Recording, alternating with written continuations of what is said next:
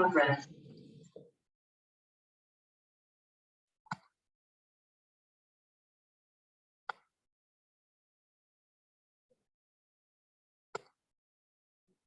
Please.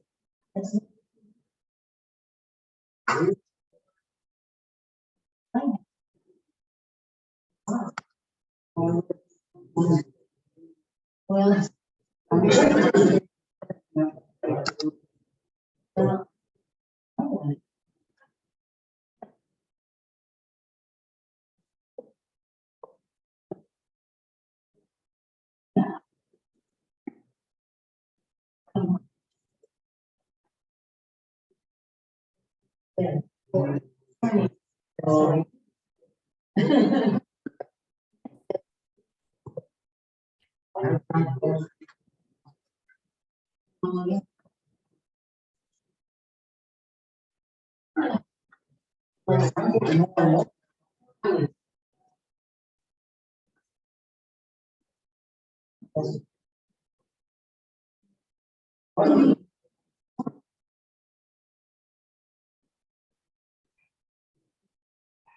Yeah.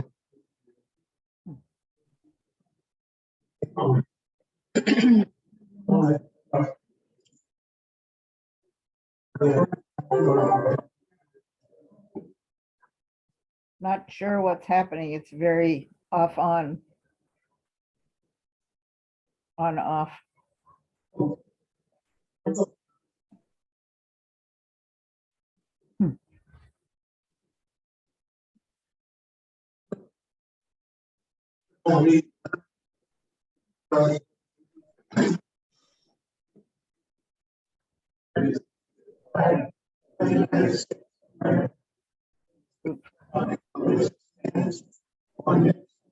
Under God, indivisible, and with justice for all. Mochler. Packard. Here, but you're hiccuping constantly. Hopefully that'll get better once we all get settled down. Sounds Smith. better. Yep. Okay. Manning. And Hammond's absent. Talk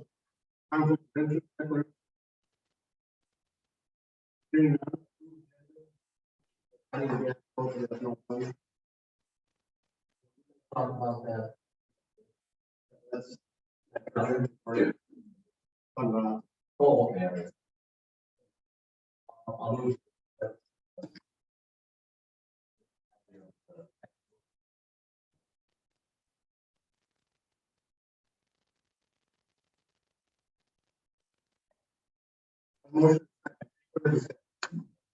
Hearing none, roll call. Manning. Yes. Smith. Yes. Packard. Yes. Mochler. Yes. Approve minutes.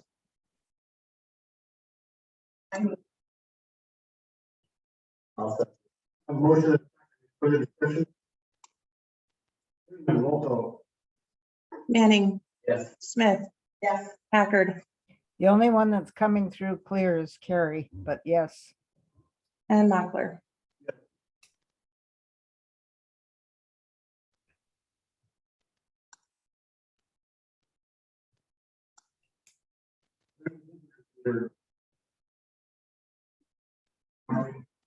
Fine, fine.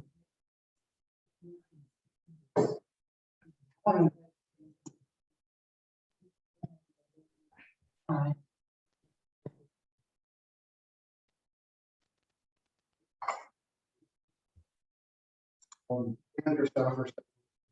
Yes. Schedule public. And. Those.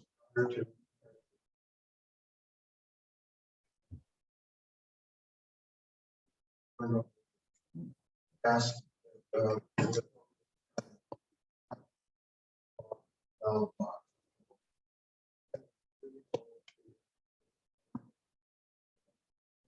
Forward.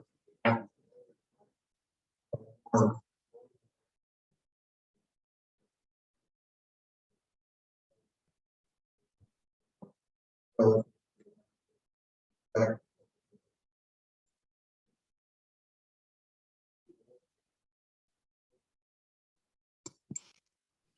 myself. I have a couple of questions. Regarding, and the courthouse and the deadline. I'm wondering, have you moved forward on possibly project manager or manager of building upkeep? None, if I may, nothing is coming through from whoever is speaking. I didn't hear anything of what Betty was saying. Button up. Off is on. That's on. That, I had that on. Hear me now, Phil? Hear me now? It's still hiccupy, whatever. But I'm hearing some now. I didn't hear anything. What? Every microphone is cutting out, almost like it's being.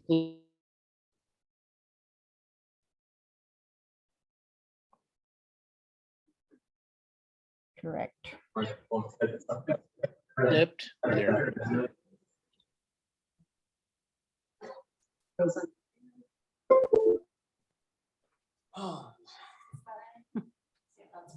Phyllis, can you hear us now? I can hear you now. You can hear me too? Yes. Okay, good. Shall I try from here again? Okay. Was just following up on what the progress will be and process. The progress is on the roof repair and the brick cleaning with the deadline, I thought of November, mid-November. And also where you might be on the thought of hiring someone that could be a project or building manager to help follow up on things that need to be addressed in the courthouse so that it's safer and probably healthier for the staff who work here. And if it is indeed maybe the COVID money coming in that would be used to make this a healthier and safer place for the employees to work. Just wanting to follow up on that. Thank you. I can give an update on the roof project. I have that on the agenda later, but it's just a short update. Tuck pointing is scheduled to begin on Tuesday, and the roof is scheduled to begin October 1st.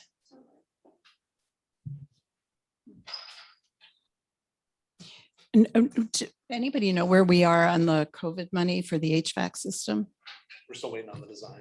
Okay, Yeah, the engineer came through, looked at the building, took their notes down. The electrical engineer still needs to come in. Any other visitors we heard? Jerry? Thank you, Mr. Chairman.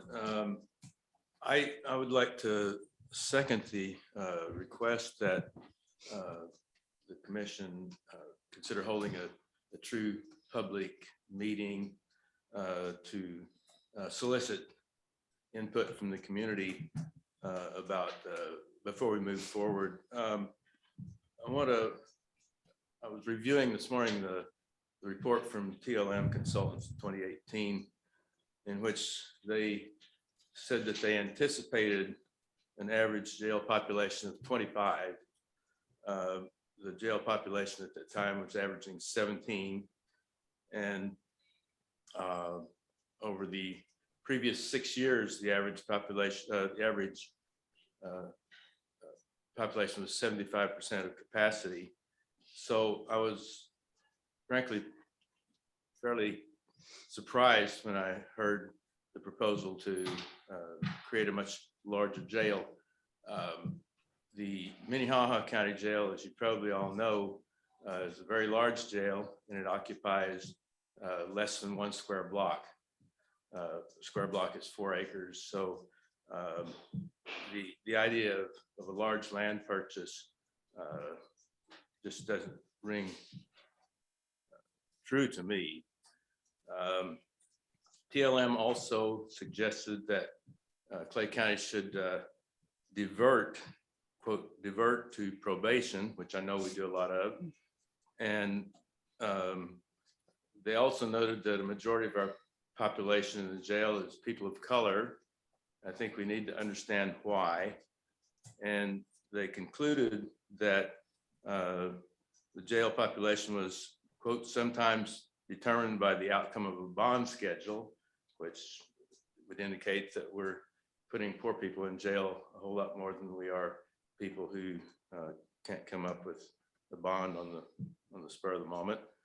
And my final question is whether the county has adequate counseling and drug and alcohol treatment, probation, diversion, and restorative justice programs, and whether we've really asked those questions. And I think that it would have made a lot of sense at the outset. We all agree, one thing this community agrees on is we need a new jail. I haven't heard anybody say anything to the contrary, but I think that we should answer these questions. We should put some time into trying to get answers to these questions and solicit public input, because we have a great many people in this community who have specialized knowledge, information, and training to answer such questions and could really help with that. So I hope that we can move forward as a united community in creating the jail that we all agree that we need, and that will be actually adequate, but not overkill or overbuilt. So I would respectfully request that you, before you move further, advertise and hold a true community meeting and really solicit input from the public. I think that you would probably get some good information, and that would be really helpful in moving forward. Thank you. Any other visitors?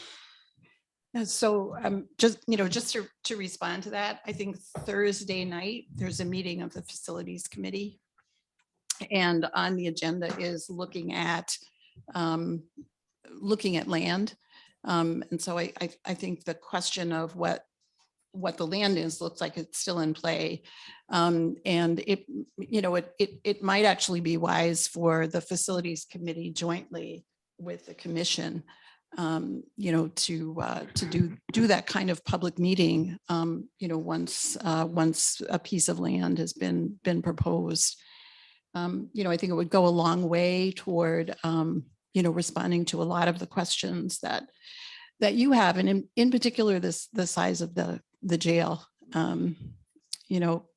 Corrections was kind of my focus for my master's of science in criminal justice degree. And, I understand a lot of what Sheriff Howe was saying about, the classification problem. And so it might be wise to look at that a little bit more clearly. I know that Connie Nelson as well is, experienced not only in corrections, but also in this particular system. And so, I think there's a lot to be said for, taking a close look at that. So thank you.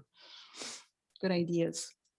I believe that meeting is the 8th, not this Thursday. Oh, sorry, the 8th. Yep. So that'd be like a week from Thursday. Yeah. But that it is specifically to look at land.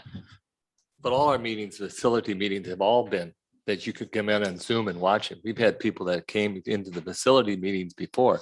So that point has always been there for the public, and the public can always have input too if they wanted to. Yeah. At that time. So I mean, the meetings have always been open, the facility meetings, because we've had some people that were not on the facility committee or were a commissioner at the meetings, on Zoom. And that's always been open. That hasn't never been closed to the public. I just want to get that out there that it hasn't been hidden behind anything. It's always been out there. You could always do it, and it's been publicized, correct? So that's all I got. Yeah. Just for clarification, September 9th is Thursday. September 9th at 6:30 is next Thursday. It's September 9th, right? So could I follow up and ask Mike how that was publicized? Because I read the Plain Talk every week and I never did see an Go ahead, invitation to a meeting. They're always posted on the county website under the facility committee tab, Yeah. just like the commission agendas are posted under the No, I'm commission talking tab. about a public announcement. That means the newspaper. Most people don't go looking every week at the county website. Well, most people don't read the plain talk. So it just tells you there. Could be. Yeah, Speak Well, into the this- mic. this one that we're gonna have this coming time, it's gonna be at City Hall. Most of the time they have been held here. Okay. And they've been, and they're, everybody's welcome to come. That's not a problem. You can go on Zoom and do them. I've done them on Zoom when I didn't have time to get here. But the one this on the 9th is going to be at City Hall, correct? Yeah. Yes, it'll be in the Powell Room. So it's 9th at 7:30, 6:30. 6:30 at City Hall. Thank you, Mike. You're Yeah, I think the suggestion though was a widely publicized meeting that the public was invited. I understand. Yeah, But I'm yeah. just saying, it Right, isn't like. you right. tried to They're hide not it. secret. They're not That's secret. exactly. Yeah. That's what I'm getting out there. Yep, got it. Any other visitors? Hearing none, Rod.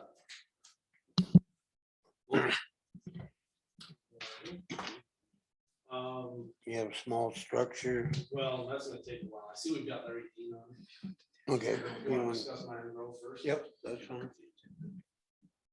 Larry, can you hear us? Oops, sorry. Larry, can you hear us? Yes, thank you, Mr. Chairman. Yeah, after, So, go ahead, Rod. after we spoke at the last meeting about willingness to take over Myron Grove after it gets, or I should say 454th, after it gets rebuilt by the guy that was here that said it's definitely proceeding to 2023. I contacted Larry to see what we have to do to add this to our inventory of roads. And so I just asked him to be on. And it's a lot easier for him to explain all the legal stuff than it is for me. So I'll let you take over, Larry. Thank All you. right. Thanks, Rod. Like I said, my name's Larry Dean. I'm the planning data manager with the South Dakota Department of Transportation.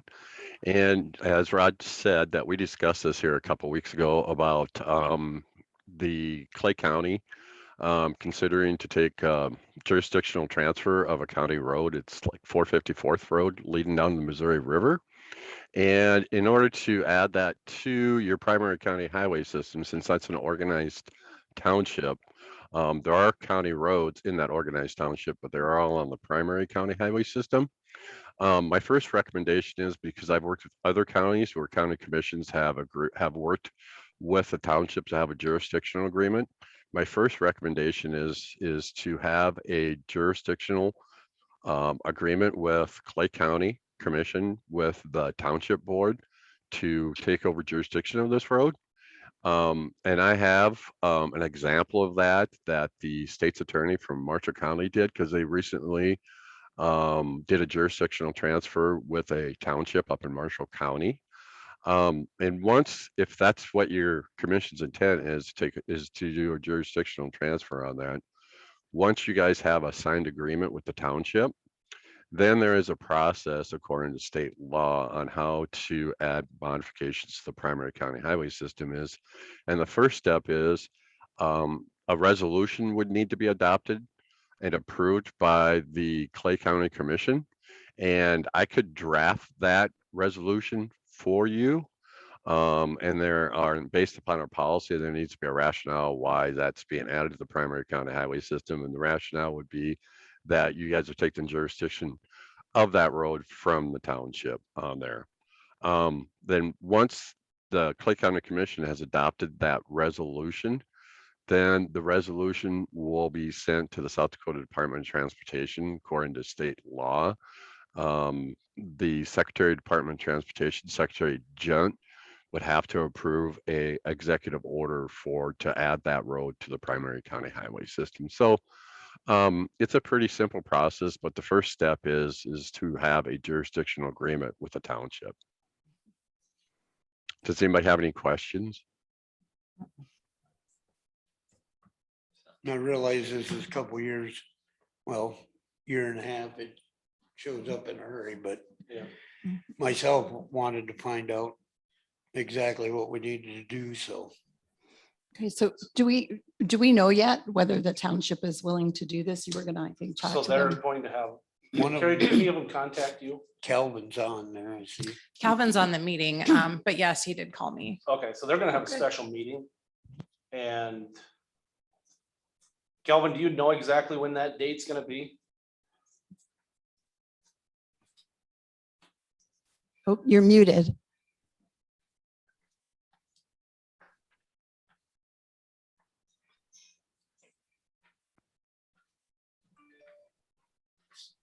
Kelvin, are you there? He's muted. I know, he's not. So anyway, I talked to him last week. They were gonna get that set up. Did you give them a time frame that they had to follow? I mean, is it, No, I didn't give him a time frame. okay, because those meetings have to be published twice, is that correct, or just once? For townships, I don't know. Okay. Well, they were gonna get it figured out. They figured in the next 2 or 3 weeks that they were gonna have a meeting, Great. so. I have one question for Larry. You mentioned something about we could extend our federal funded road 454th to the north of there. Is that possible to run that all the way to the river then after this, all the legal stuff, or no? Yes, what I would recommend first is, is first work with the township and get your jurisdictional transfer agreement. And once you get that, and then I draft the resolution, the county commission approves that resolution, and Secretary Junt approves an executive order. Once that's all done, then there's another process that I have to work with Federal Highway Administration to change the functional classification of that route. Because currently right now, coming off of Highway 50 going south, I believe, just hold on 1 second. Let me just verify this. That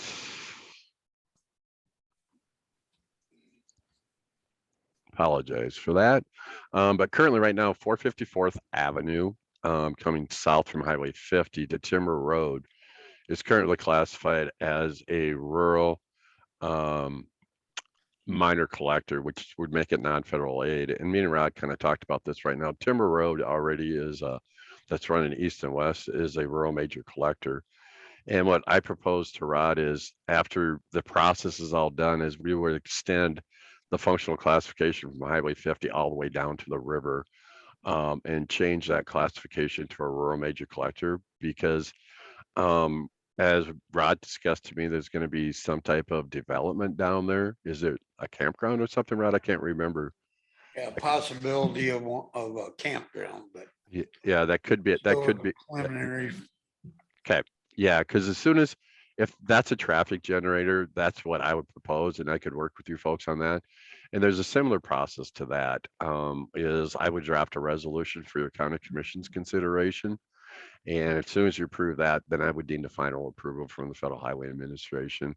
And what that would do is make that road federal aid eligible. So, but yeah, I would recommend that also, but that would be a separate process and that would be after this process is taken care of. Any questions? Not for me. Thanks, Larry. So Okay. when we do the resolution, do we make that effective the day that the road construction is completed? Because I wouldn't want to take the road over if the federal government pulled the money. So are you talking about like federal funds being used on this or what, Mr. Chairman? On the going to Myron Grove, they're Okay. federal funds somehow, National parks. national parks that are Oh, okay. funding this. Okay. What happens if they pull that funding? I don't want to take over the road and have it be gravel. You know, if the funding got pulled, could we make that resolution effective when that construction is completed? Yeah, that would be fine. Because Okay. right now is because it's national park stuff, I'm not familiar with that type of funding on there.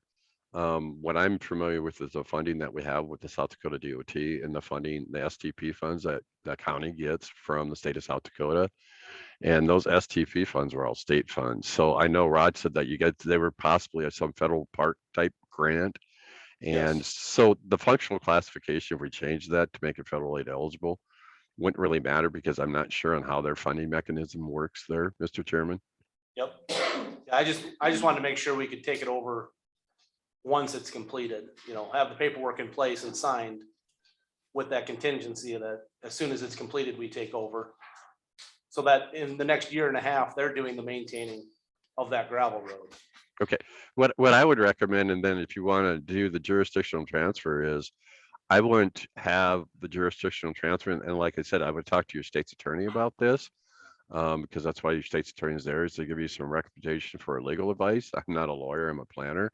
But I know that based upon on the jurisdictional agreement for where the county takes the road over, you could make that effective any date that you would like, Mr. Chairman, on there. But like I said, you should talk to your state's attorney about that. And if your state's attorney has any questions on that, they can contact our legal representative. So, or your state's attorney could contact me and I can give her our legal person's number. Sounds good. Thank you. You bet. Any other questions? Really helpful information. Yeah, Thank thanks, you. Larry. Thank you. Thanks. Yeah, I just wanted to get out in front of it so we know what we gotta do if and when this happens. So I suppose just for clarification, because I'll be at that meeting that they're gonna have. I mean, are we still in agreement to move forward with taking it over? We get a consensus on that, or When- Oh, yeah. When is that? You don't. they're gonna let me know? It's supposed to be in the next 2 weeks. Do you want me to attend or? Do you want to? You can, I'll let you know when it is. Okay, let me know. Larry can go. If I can. That's an order. It's not an option, Larry. Phyllis, can you still hear us? I was wondering if Rod had his microphone on, but Yes, I do. okay. I But can I was maybe talking too soft, And which yeah, is I- not like me, right? I can hear him So- pretty well, but now we need to keep in mind too, that going forward, I think the primary traffic generator down there would be that boat ramp itself. That's a South Dakota Department of Parks boat ramp and river access area for the National Scenic River. And that's the reason for the Parks Department applying for and getting these federal funds under a parks access grant system. And it would seem to me, whether or not that campground went in, that we already have the primary generator of traffic down that road to the boat ramp. And the other thing we need to keep in mind is, I recall that federal grant is an 80% grant. So we need to think about coming up with the extra 20%, as I recall. Am I correct in all that? No, They've- No. I'm sorry, go ahead. No, they've come back with 100% funded. So it won't cost the township or the county anything. yes. Okay, that's the good news that I've either forgotten or got out of the loop somehow. Yep. So when the parks, the two people from the Parks Board showed up, I don't know if you were here or not. They came and told us that first they wanted to know if we were still interested, and then that the other 20% was being funded through another mechanism, that it won't cost the county or the township anything. Good news. So since I can't see Phyllis or Dick, you both are with a consensus to move Yes. forward, taking the road over? Oh, yes. Yes. Okay. Sounds good. Mr. Anything Chairman, else? Mr. Chairman, this is Larry again. After hearing that comment on there, hey Rod, do you know what your average daily traffic count is on 454th Street coming south out of Highway 50? Is around 150, It's around 150. 130 to 150, I believe, according to the state's last Okay, the Traffic state's count. last count on there, because I didn't realize there was a boat ramp down there. You know, since you guys are gonna get in federal funds on there, this is one thing I talk to Federal Highway about, and then I can tell Rod about it, is right now that 454th is classified as a rural minor collector, which will not make that corridor. Like, I think it must be, I don't know how many miles that is from south to Highway 50. It's currently not federal aid eligible. And that township road is not federal aid eligible currently right now. But I think maybe we may want to go through the process before we do the adding that to the primary county highway system, is to maybe possibly change that functional classification due to the traffic volumes on there to a rural major collector. And if that was approved through a resolution through the county commission and then approved through the Federal Highway Administration, that corridor would be federal aid eligible. So we might want to do that process first. Is there any downside to doing that? Absolutely not. Okay. Other than if there was the only, well, I wouldn't call it a downside on it, but if there was some type of event that caused an issue with the road where there needed to be a repair, like a flooding or some type of an event. Currently, right now, it's not federal aid eligible, so you'd have to go through the FEMA process on that type of thing. But if it was a federal aid eligible route, instead of going through FEMA to repair the damage amount, it would go through an emergency relief process with the State Department of Transportation. And on that one there is a damage threshold of at least $5,000. But that would be the only difference that I could see on it right now. Like I said, I'm not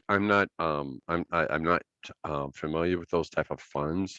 So I don't know. I don't want to get you guys, all of a sudden you guys getting these federal funds, but that route's not a federal aid eligible route. I don't want you guys to have any surprises on that. So that's why I'm bringing that to your attention, and maybe I can do a little research on my end too, to be more knowledgeable about that. So I just wanted to bring that point up. Thank you.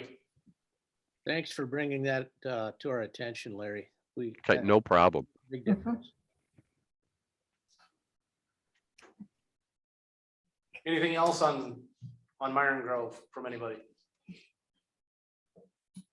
Hearing none. Thank you, Larry, for joining us. We're gonna move on. Okay, you're welcome. Small structure inventory.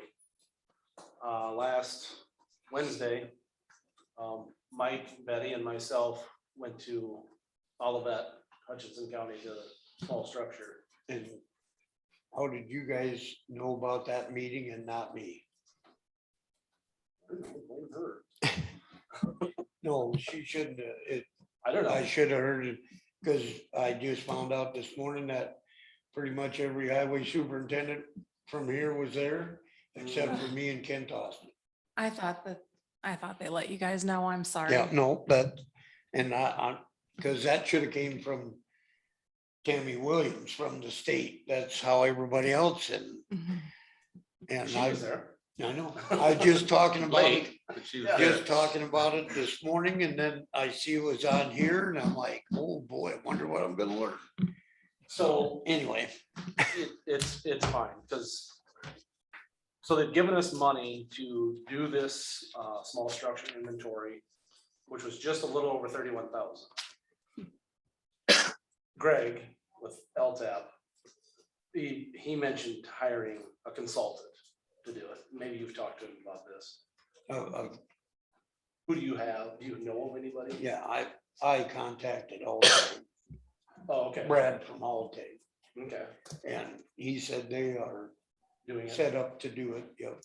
So we think that's gonna be the simplest. Since Brad's on here, has Brad given you an estimate? No, because I just contacted him this morning about it. Okay, so Brad, if you could get us an estimate on what that might cost. I can. A real accurate estimate is kind of hard because it depends on what we know is out there. But I did a little backwards, and I don't think it's going to go over that. It would not go over that dollar amount that That's the surprising. DOT allowed you. Pretty close. We only got $20,000. So, And Larry and I, but I can get you an estimate if you want. Okay. Yep. Yep. What, Ron? Larry and I did a lot of this legwork 5 years ago. We got a map at the shop that shows everything. And if you remember, when we turned all these little structures over to the townships, how many little blotters are on that map? But they're asking for a lot more than just a location and the size. They want to know. Because now it doesn't have to be Yeah. half the width. You know, they can be 5 feet apart and still qualify as one structure. See, and that's so, And then also, minimum maintenance roads don't qualify for this project. But we want them, well, I would On the want them on inventory. there, on the inventory. correct. You Because want- we need to talk to the townships about maybe taking those off of minimum maintenance. Because they're just doing, it's just no winter maintenance. They're graveling it and they're blading. But maybe we could, because like Bob Gregoire's, there's 4 large culverts there on a minimum maintenance road. And that, we haven't got to it yet, but that bridge will be closed past there too, so. But I mean, that's a minimum maintenance road. They wouldn't qualify if they were to blow out of there, which of a lot of the things we have, those are most likely to maybe get washed And away. they've had before, so. Yeah, and the other thing that I found really compelling is that they'll allocate funds based on the number of structures in each county. Right. And so it's in our best interest to make sure that every structure that legitimately qualifies as a structure is counted, because we'll get more money. And that's why I consulted with Brad, because that's a little more in-depth work than either one of us have time for, let alone, I don't want to make any mistakes. So, go ahead, Mike. Well, the other thing I think we got to do too is, if I understand it right, is we need to actually have a meeting with the township boards. So, cause they got to come up after we do this, when Brad gets done with figuring out all the structures, they have to come up with a plan of which ones they're going to replace over a 5-year period. They have to, yeah. Yeah, and they've got to have a plan together. And so, you know, I think a lot of this, when we were up there the other day, a lot of those counties were turning around having, is it Greg? Was that who we had? Barba? Yeah. Yeah, Greg was coming out to there and explain it to them, having a meeting with the township so they know what's going on. Because you know, that's part of the whole thing. And then I'll give you I got one coming. you got one coming, okay. And then the other thing is, I was sitting beside Shannon, I can't think what Shannon's last name was, from Minnehaha County. And they got a culvert replacement request form, and so he sent it down to me. So I thought we could, an application, so I thought we could look through it and see if it's something we want to use, or. I Well, mean, because we it's, have to have something. Now. Yep. You know how we just have them come in. yep, Now it's gotta be a written form. right. So that's something we can maybe use. I mean, Which throw out what we want and what we don't want. I'm definitely in favor of that over Mhm. Yeah, after what happened in the township up north. When they come in there and requested 2 culverts and they only replaced one structure with the 2 culverts and left the other one there, so. yeah. Was anybody from townships at that meeting? No. Nobody, not from any 'Cause Not from any town. Ron Peterson asked me about it and I said, I haven't heard anything and I will contact you. And Yeah, then been a all good this came to, it was last Wednesday. Has anyone checked with CCOG to see if any consulting services are available through them? Yeah, DOT suggested that we not do that. Reasoning? That they didn't have the expertise, and that you really needed an engineering firm. You know, you needed people who were qualified and experienced in estimating the sufficiency of a particular bridge or culvert. And that's just not what CCOG does. So Brad, if we were to go with your firm, would you submit that paperwork to the state then, or do we still have to? I'm going to a meeting Thursday and I'll get smart on it, but here's how I think that'll go. So we'll put together and a streamlined kind of application and log that all into our GIS system. And then we can email that geodatabase to the state if they want to put it in theirs, or if you wanted to put it in yours. What I'm not sure is does the state want the geodatabase or what? And I'll get smart on that. I'm thinking that they're not going to have it, because I don't think it's required to have it actually in a GIS system, but it'd be a lot easier if we do. Yeah, their preference is a GIS system. Yes. They We'll understood do that we might not be able to do that, but that's their preference. They also gave us the option of putting it in an Excel database, but I think the GIS database saves them a whole lot of work and they'll be a lot happier with it. And that's one of the reasons they suggested we go with an engineering firm. The GIS database too is it saves us a lot of time. I mean, I can do a lot better, faster, and cheaper, and we would do that anyway. And if you wanted it in an Excel, we would export it out of our geo database and into Excel. But with GIS, you can do search it. You can just, it's so much easier to manage what you got in that system. And we have it. So, we can hang on to it until you got it. Or if you needed a report or some numbers, just call us and ask us. We'll give it to you. Yeah, and part of what they want is a 5-year prioritized plan for fixing county roads, secondary county roads as well. Is that something that you could incorporate? That's something that the township has to develop. Well, so there's township roads and then there's secondary county roads. So I think, Secondary county roads are the ones from unorganized townships. oh, okay, okay, We gotcha. don't have any of those. so Okay, we don't have to gotcha, worry about that. gotcha. I think we should shoot for around the 1st of December to meet with the townships. That'll give Brad a chance to hopefully get, his end done. It'll still be fresh in their mind when they get that map. What is the deadline? May 30th or May 22nd of next year. That has to be submitted, what Brad's gonna do for us. Right, so by May, end of May? Yeah, 31st. probably the end of May, I guess it was 2022, so. Okay. that's what- Then we also have another problem, which is drainage districts. Which they're gonna figure out, but Tammy said to put them on the township. And then Okay. we'll go from there, Okay, so just so they're listed. yep. So we just can't forget to Yeah. remember to do that we've got to incorporate drainage districts. I apologize for not being at that meeting. I wish I was. Yeah, me too.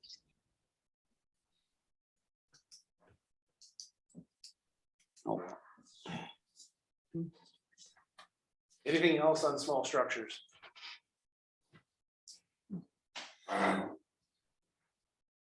Okay. Thanks, Brad. I guess yours probably is gonna stick around. for ditch Yeah, I'm work. gonna stick around if you're gonna go in. Are you gonna go into like a drainage board for the ditch later? Yep. Yeah, pretty Yeah, I'll quick. stick around for that. Okay. We have an application. We were done with small structures, right, everybody? Everybody Yeah. good? Mhm. Okay. Application for right-of-way occupancy from Midco. Yeah, I recommend you approve it. Going up the east side of University, putting in fiber optic. So moved. Second, I have a motion and a second. Any further discussion? Hearing none. Roll call? Hammond, Yes. Manning, Yes. Smith, yes. Packard, Yes, Mochler. Yes, motion passes. Application for right-of-way occupancy under 302nd Street. And that's Clay Union Electric, and I recommend you approve that one also. Okay, so I move to approve. Second. I have a motion and a second. Any further discussion? Hearing none. Roll call. Hammond, Yes. Manning, Yes. Smith, Yes. Packard, yes, Mochler. Yes, motion passes. Driveway application for Craig Nelson.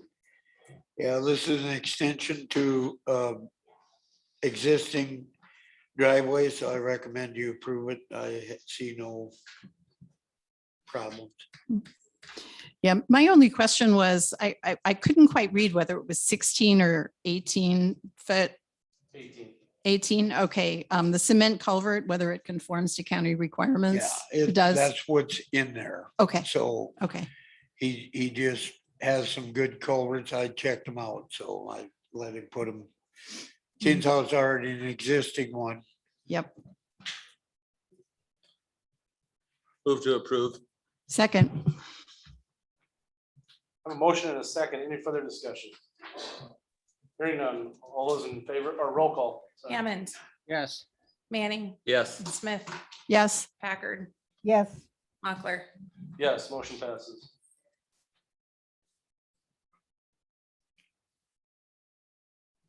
Driveway application for Andy Johnson. Yeah, this is on the Burbank Road, right by the west or east end of the golf course. He wants to improve his existing driveway by concreting it. And I told him he could do that up to the tongue that actually sticks out in his driveway of asphalt, so we don't have the concrete right at the edge of the asphalt road. So I recommend you approve that. I see no problem. We've done it before. So does he have concrete there already? Concrete cover? No. Okay, so, I think it's concrete out from the garage, but there's a stretch in between. okay, so, okay. Move to approve. Didn't look like there was much in that application. I think that was Mark Gerard. That was who's? Mark Gerard. Okay. Andy's so good. I think that's the next. Well, Andy's doesn't say how large it's gonna be. Well, I mean, it's, in Mark the- never signed you know, it. he's not He signed widening it or He didn't anything. fill out anything, who it was. So I guess I never had him Terrible. put any measurements down. It's just coming, meeting our right of way is gonna be about 15 feet of concrete in our right of way. So he's not widening the driveway, he's just improving the top of the driveway. Okay. So that's probably why it doesn't show Oh, okay. too much on there. It just, he's just concreting the top of it. Okay. And you're satisfied that we're protected? Yeah, because we got like a 4 foot, 3 foot of asphalt that actually goes into the approach, and that's all the farther he could come.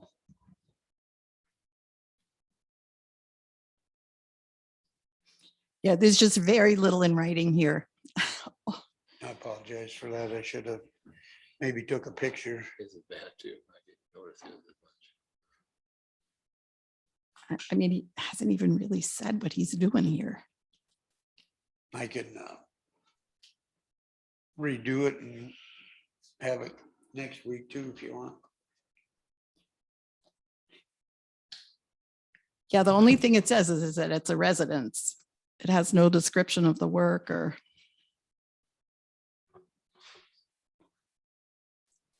I mean, I guess I'm not comfortable with it because there's no description of the work. Okay. So if we approve it, you could do almost, you know, you could just fill in the blanks.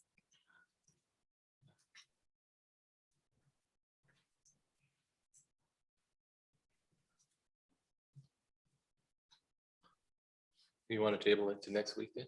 Yeah. That's I'd fine. like to, I motion to table for next week. Yep.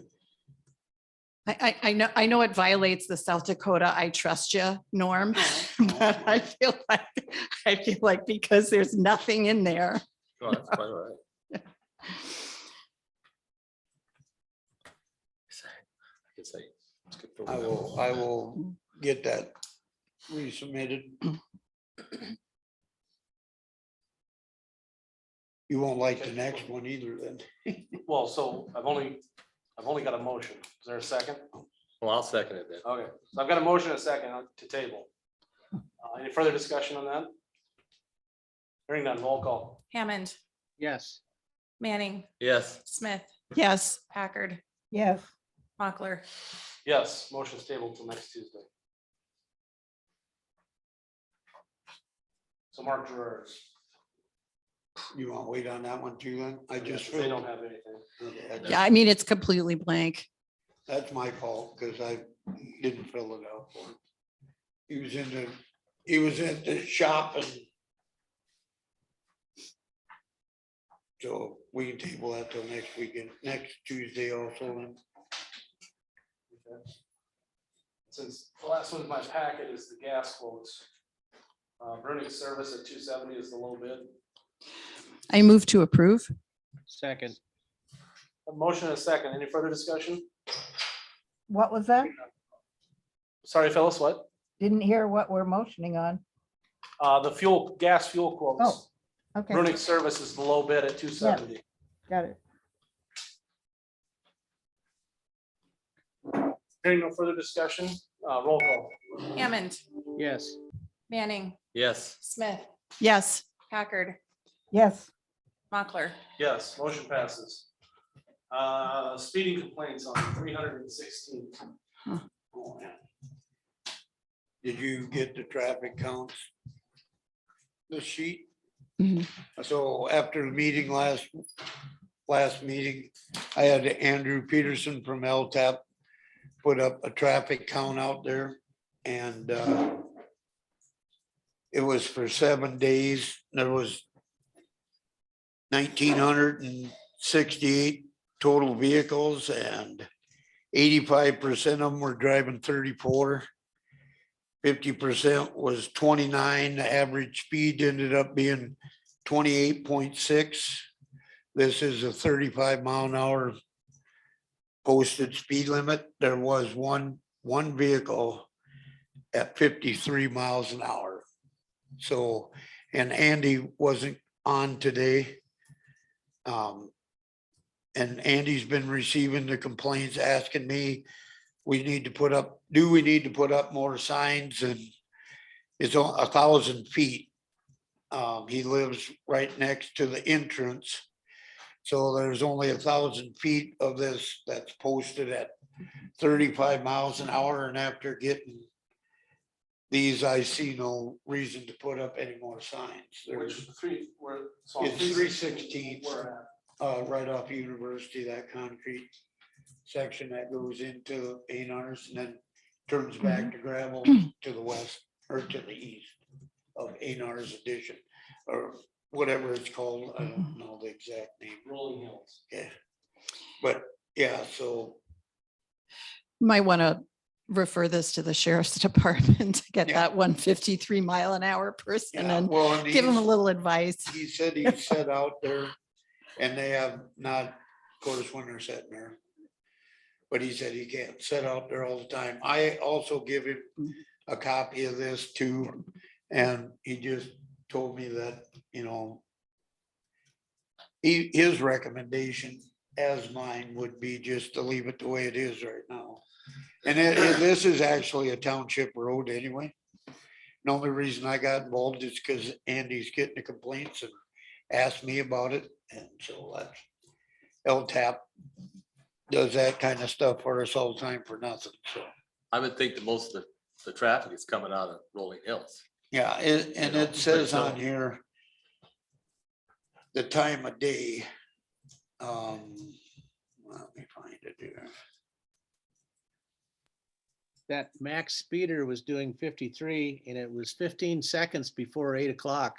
I suspect he was looking for trouble when he got to work. Yeah, it was 8 AM. He doesn't work for the county, so. Yeah, his AM peak is 11 to noon and the PM peak is 5 to 6, so. I can't believe you got wrapped up that fast to get 53 miles an hour to the stop sign if you came out of there. But that's all I wanted to bring up about You don't that stop. is just that we did do some traffic counts. Which also includes speed check, so. Okay, and we're getting back to the people who complain or Peterson is getting back to the Yes, people who yes. complained. Good. It's- And I can even send them a copy if they wish to. Andy has that gentleman's information. I don't. Okay. That's all I have, except microservicing is supposed to start tomorrow. But it's got Thursday now, so.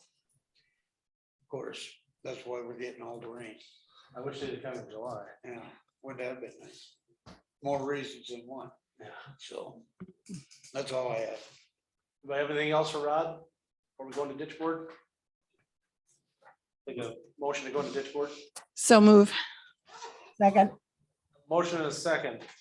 All those in favor, roll call. Hammond, Yes. Manning, Yes. Smith, Yes. Packard, yes, Mochler. Yes, we're in ditch board.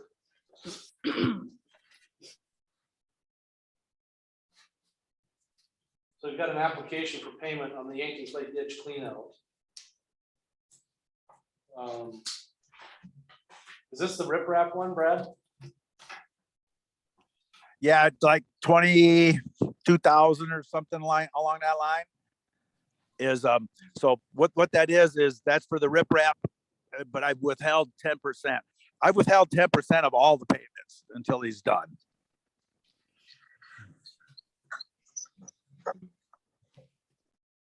But the riprap was its own separate project, wasn't it? Well, what I did is I added it to the project by change order. So it kind of was because it was added by change order, but it's all part of the same project.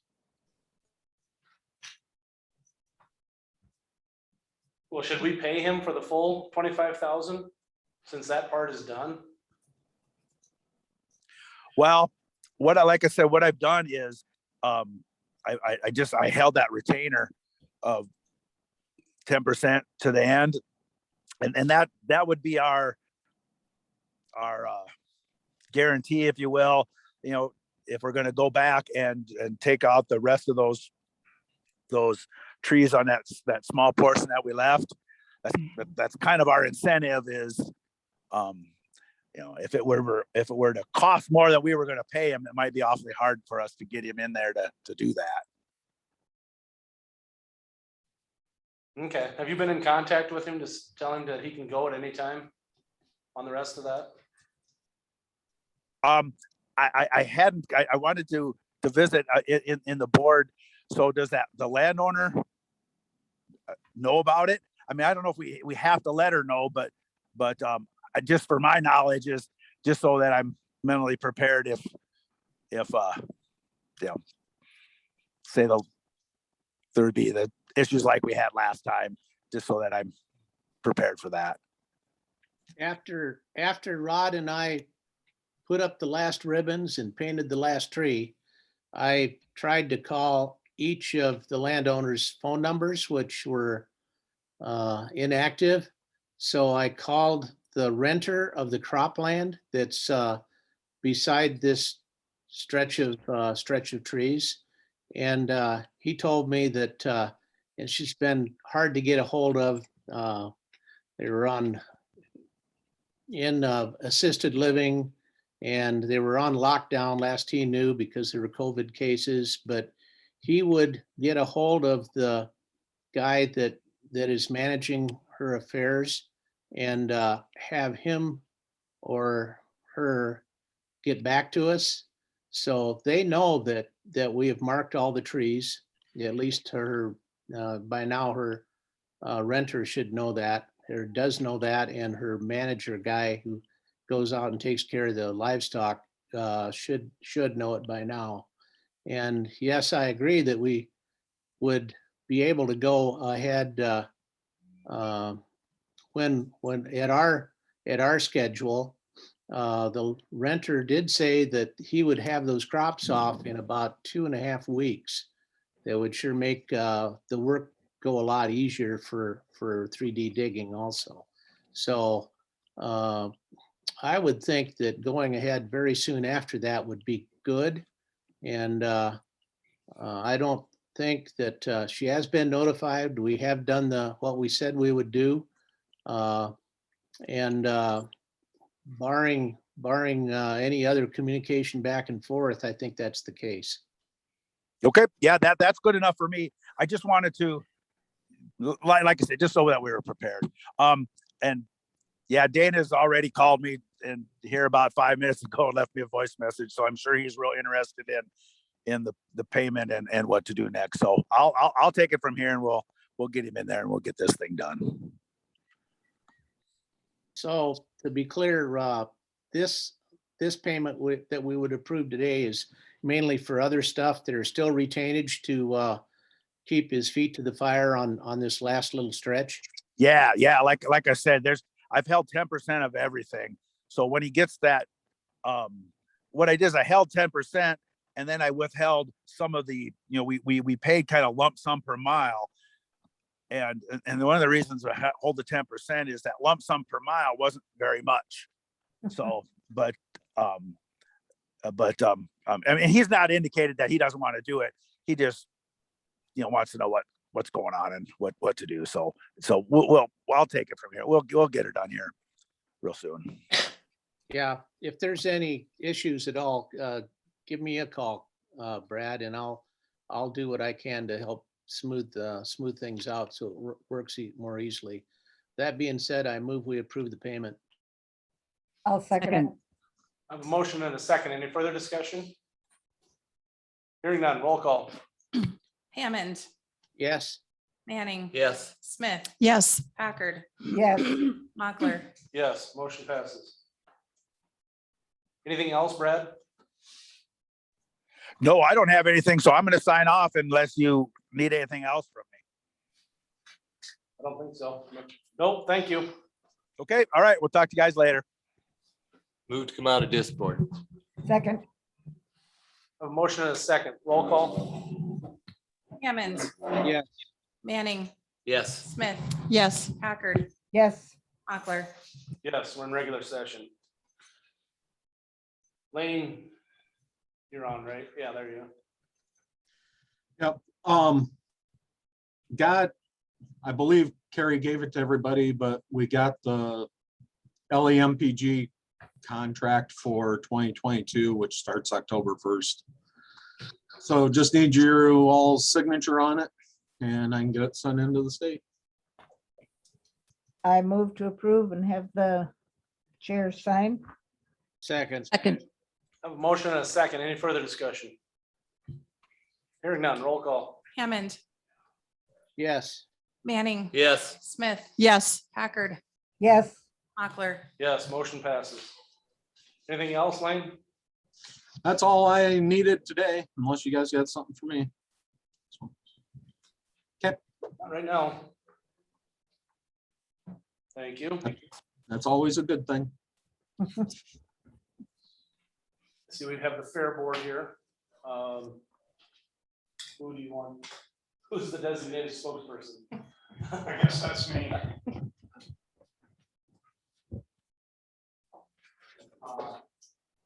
Just wanted on behalf of the Fair Board, thank the county commissioners for their past support of the Fair Board and for giving us time to present our budget. Also, Microphone, please. It should Up is be on. up, up is on. Okay. It's kind of just the opposite what you think. Thank you. Also representing the Clay County Fair Board are Jennifer Thanks. Law, Julie Fallon, and Missy O'Connor is the fair manager. The Clay County and the Fair Board partner on the operation of the Clay County Fairgrounds. The county fair and the county offices, there's some county offices housed in buildings there. It's our understanding that the county has lease agreement with the city on the fairground property and that the county owns all the buildings. The Fair Board, with the support of the county, work to maintain the buildings and grounds, promote the activities for the annual fair. The Fair Board, with the assistance of many other volunteers, do the cleanup of the grounds, building maintenance, the minor things such as painting and small repairs, and set up and clean up after the fair. All these individuals donate their time and stuff to do that. We know the budgets are tight, but have been keeping our request for the prior years at 16,500. All the buildings on the grounds continue to age and the cost of doing maintenance increased. Our fair manager works on ways to find, to assist in getting the work done through volunteers or people donating some of their time to get that done. I think Misty has handed out a summary of the Fair Board estimated budget for 22, which shows the shortfall of about $3,700. The sheet also lists repairs that have been completed on the fairgrounds, along with a probably even longer list of repairs that still need to be done, along with community users of the fairgrounds throughout the year and the number of people enrolled in activities by calendar year, which, if you need to note, starts October 1 for the fair. The budget doesn't really include the fair. That's listed on the backside, kind of in summary there. The fair profits are used by the board for the managers' wages, 4-H premiums, and to kind of balance the operating budget to get things done. We hope you're happy with the turnout we had with the fair this year. We continue to look for events and activities to add to the fair, to draw people in. The Fair Board requests the continuation of the funding level at 16,500. And if you have any questions, we'll try to answer it or get the answer back to you. I think when Missy, when you were in here, you said something about the mower, that you'd be willing to mow. I don't think that'd be a problem for us to let them use our mower, would it? I don't see that's, you know, it'd help you a little bit. I mean, you'd have to have a way to come and get it, but Well, it's only a couple blocks away. You can drive it. she can drive it, yeah. If, unless you want to haul. Yeah. Yeah, but I think that's something that we could certainly let them use. And help you a little bit. And Joe knows what, twice a week, Yeah, usually about twice a week. I will say that right now the mower's in for repairs. So, I mean, if you needed it right away, might have to wait a little while for that, but I think we covered for the year. Yes, yeah. So this will be for next year.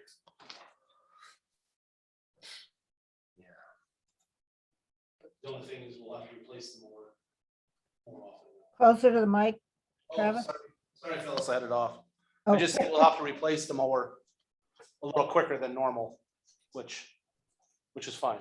Yeah. I think that anything we can save somehow to make it work out for both sides, I think that'd be a real plus. You know, just food for thought for the future too. Next time we replace it, we might want to consider a little bit better model, more of a commercial model. We've had some problems with this one.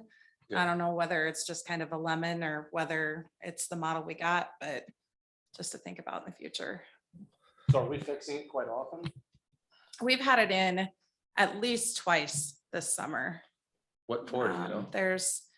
They've been having trouble when we get the oil changed with it, like blowing the filters, and just Sunday, Joan wanted to flex some hours out. So she came in Sunday to do some mowing and cleaning, and the belt came off. My husband came and put it back on for her to get her through, but it wasn't running right. And just bogging down and stuff when she'd get in the thicker grass. So we sent it in to have them check it out. What's that been? It's been 4 years now since we've owned it. Probably. Yeah, 3-4 years. The belt thing, I sure that's just replacing belt. I don't think that's anything major, but blowing the filter, I don't understand that. And it seems like we have it in a couple times a year, at least for Okay. some kind of repair or other, so. And if we're gonna use it the way with the Right. parts that we probably do need a commercial grade one. I don't think this is commercial grade. No. Mhm. No, because we're gonna be mowing, what would you say, Missy? 3 times more now than what the courthouse is? At least. You got quite a bit of mowing there. You said- Somebody mapped it out at one point, thought it was 8 acres. Really? By the time you get everything mowed, then you gotta take some buildings out of there, obviously. but- Sure. That's a lot of mowing. Mhm.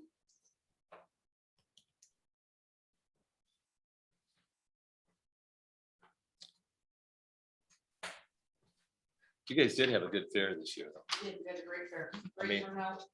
Looking at the amount of money, you've doubled, better than doubled than you did in 2019. That's, you know, And some of that was sponsorship money.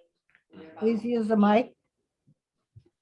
We had about $8,000 more in sponsorship money this Really? year, but we also added a lot of new events.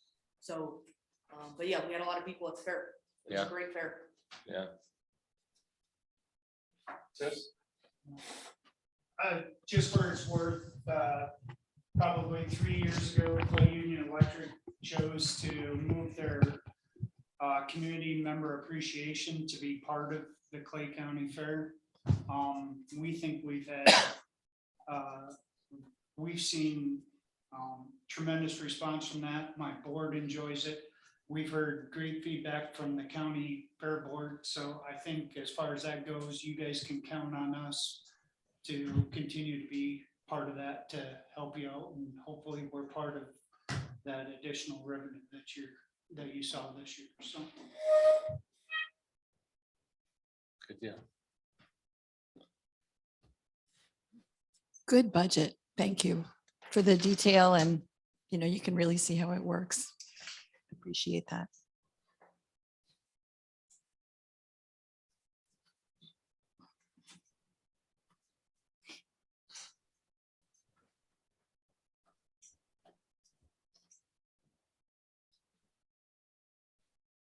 So the way it's looking, we haven't 100% decided yet, we're looking at 50% decrease in everybody's budget of the non-mandated stuff. So if it's 4,000 for mowing, you're probably still gonna see a decrease of $4,000.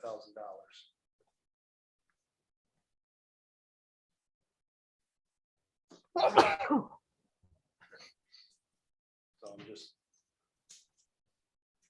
the way it's looking right now. Unless our budget comes back in better than it was. Or the grand list has grown more than we think it has.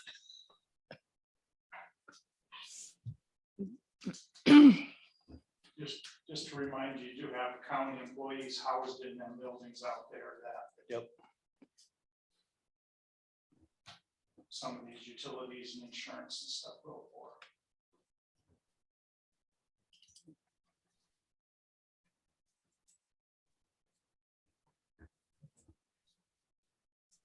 We'll do the best we can.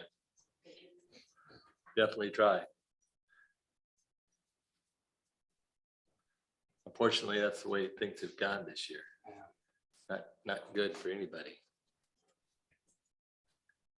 And I'm a big fan of the fair, but I'm on the board at SESDEC and I'm on the board at the food pantry. And I had told both of them that chances of getting money this year are not good. And I mean, just to be perfectly honest with them, because I think people need to know it up front.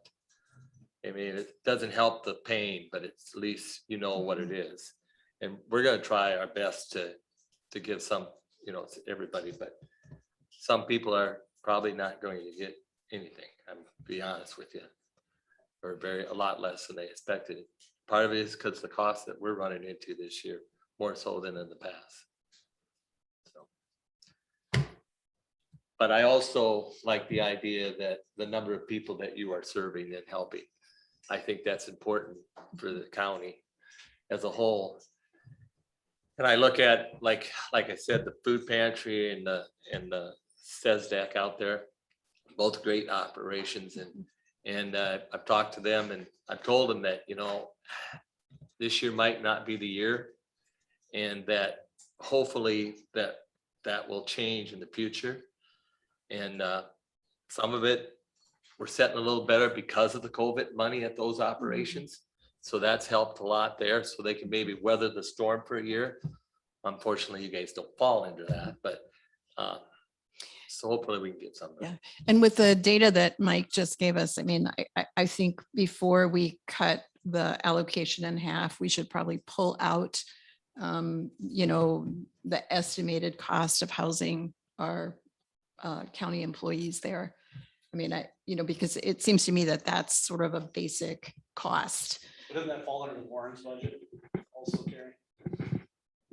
Because we maintain that side of the building. Closer to the mic. So, please. yeah, to Sorry, some Phyllis. extent, usually if we do any kind of repairs and stuff, if the extension budget doesn't allow coverage of that, then we would put it under the general government building budget.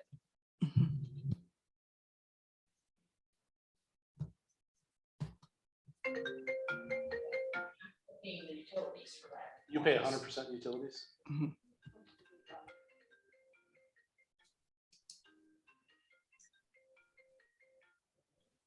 insurance on the building.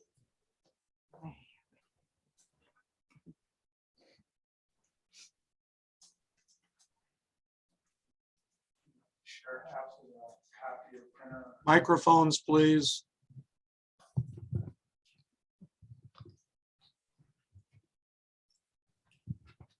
And as I said, I think we share half of the copier printer costs, the fair board and the extension office do.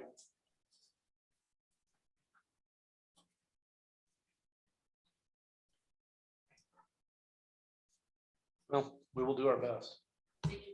Thank you. And if you just let us know so we can try to work on our budget for next year, what's funding we're gonna have. So you should know by the 1st of October, Okay, because we finalize the budget at the end of September. thank you. Thank you. Thanks.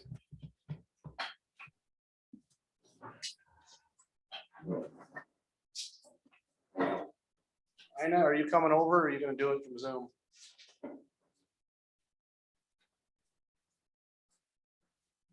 Here she comes.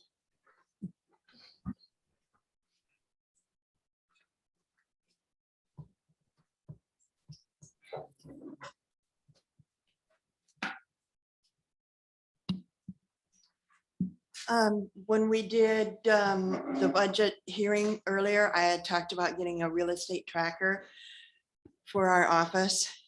And I wanted to put it on all three of our computers. And what that is we're able to access the documents from the Register of Deeds office. Because the last couple of weeks, we've had a lot of people, they've gotten a deed from up there and it really isn't the deed they need. I mean, I'm assuming that people are asking them for the wrong legal description or whatever. So then we have to send them back upstairs to get the deed that they want. And it just, and even when we're doing sales, if we can see what the actual deed says, because there's only so much space that the computer adds, that we can't see that they've, some of those legals are 4 pages long and they only have so much space. And it just would save a lot of time for everybody that the Register of Deeds isn't emailing us those deeds and those type of things. And instead of waiting until the end of the year or the first of the year, I would like to get it now. It's $95 for the setup for each one of our computers, plus whatever Ericsson's charged, and they didn't give me a quote on what that would be. I can't imagine it would be much because we're all network together anyway. And then it's $30 a month or $90 for all three of them. And I do have money in my budget because there's only two of us going to school this year instead of 3. And actually you had kept $9,000 in my auto budget when I had purchased a vehicle last year. So, because I was going to do it this year, so I do have money in it. And my total budget for next year only is increasing less than 5%. So I would like permission to go ahead and add it now instead of waiting until. So does that come out of your budget for next year then? You'll have an ongoing cost. Right. And I do have that figured into my budget for next year. So I will be saving a little money because I won't be taking out the setup. I was going to wait until next year to do that. So I will be saving a little money on next year's budget. So if we approve it, just let us know what that setup costs. Okay, well, it's 95 for each computer. Yep. So 285, and I don't know what Ericsson's set up. is gonna cost. So, but I've definitely got enough money in my budget to do that. I'd like to piggyback on that. I've had the free version of that software for the last year and I just lost it. And from people come in, it's really handy to be able to pull up plats and deeds and grab legal descriptions. Almost same reasons. I know it's just next door. When you got to pull up multiple plats, it's super handy to have. So if we've got, his will be 95 also then? I'm assuming so. I don't You guys all know. work together on this? It was for our office is what I talked to, and that they had originally quoted me $60 for each computer, but since there's 3 of us in our office, they're going to go with $30 because, and I don't know how your net worked with our system. You guys can figure that out to see if there's, just so we don't pay for the service twice somehow. If we can piggyback. I'm sure it would probably be at least another $60 for his computer every month. Yeah, Or I mean, 30. Once Erickson's already here too, then it's. Yeah, okay, Just so we don't have to have them come back. okay. Yeah, so sorry to screw you up, I know. Huh? Sorry to screw you up. Well, that's- Yeah. So, yeah. Do you have money for that? Okay. I move to approve both of them. Second, I have a motion and a second. Any further discussion? Hearing none, roll call. Hammond, Yes. Manning, Yes. Smith, yes, Packard, Yes, Mochler. Yes, motion passes. And that, when I should have chimed in, because we have GIS in our office. So will that be that what Brad was talking about? Can that be downloaded into our GIS system? I would assume Awesome. so. Okay. Okay, That'd be a good deal. Good. okay. Then we'd have it on the record. Well, we'll have a record Well, anyway. right, but I mean, But somebody's gonna, somehow we're gonna have to be able to upkeep it or, as things change. And that's what we have to explain to the townships too, that if you replace something, we need to know. Not, it just gets replaced and, because then in 10 years, it'll be outdated and nobody will know what's going on. right. We don't want to have to go through this. again. No, Okay, no, so it'd be handy if we can get it in our system. right. Somehow And update it. then we could probably update it to pictometry. And have it on pictometry. If we we can. do it from our base station. So, That'd be handy. So that if the townships did replace one, we could give that information. You, it wouldn't take very long to put it in. I don't imagine it would. No, and then if it gets spectrometry, it'd be, boy, that'd be slick. Yeah, we're talking like 2 or 3 a year. Yeah. Yeah, which is not, once the base layer is done, Right. it's not Right. gonna be a problem. It'd be just a click of a, Unless we get a 2018 again or 19. Then it might be a few more than Well, 2 or 3, but by normally. the time that happens, I should maybe be retired. We'll say never. so it will not be your problem, is what you tell them. There you go. Okay. All right, thank you. Thanks.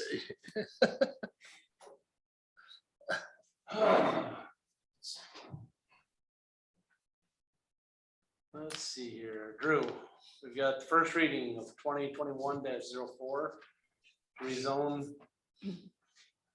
property for Clay Union Electric.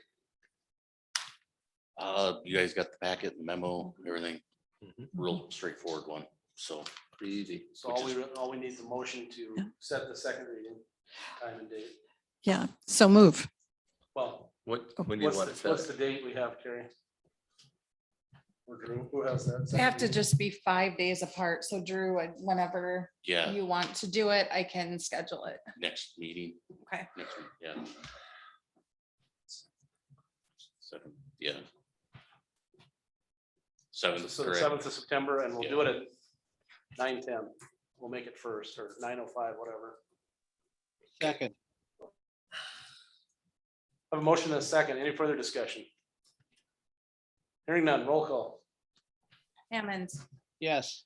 Manning, Yes. Smith, Yes, Packard, yes, Mochler. Yes, motion passes. Let's see, draft of cannabis licensing ordinance. Thanks, Chris. Thank you. See you, Chris.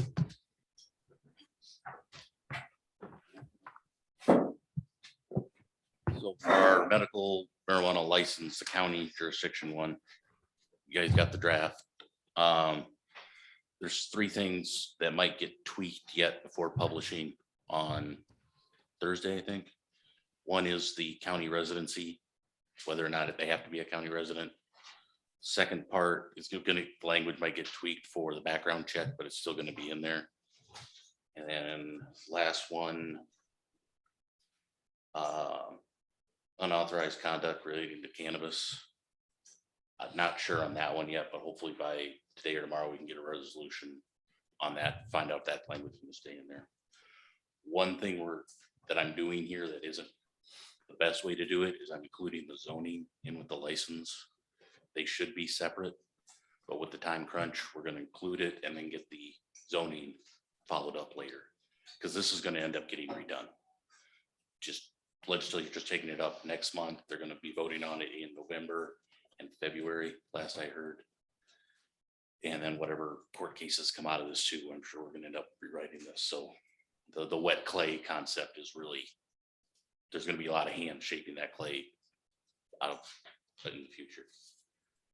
One thing for anybody looking at this in the country where they don't have a septic system, I just got this email today from the EPA, and they're laying out a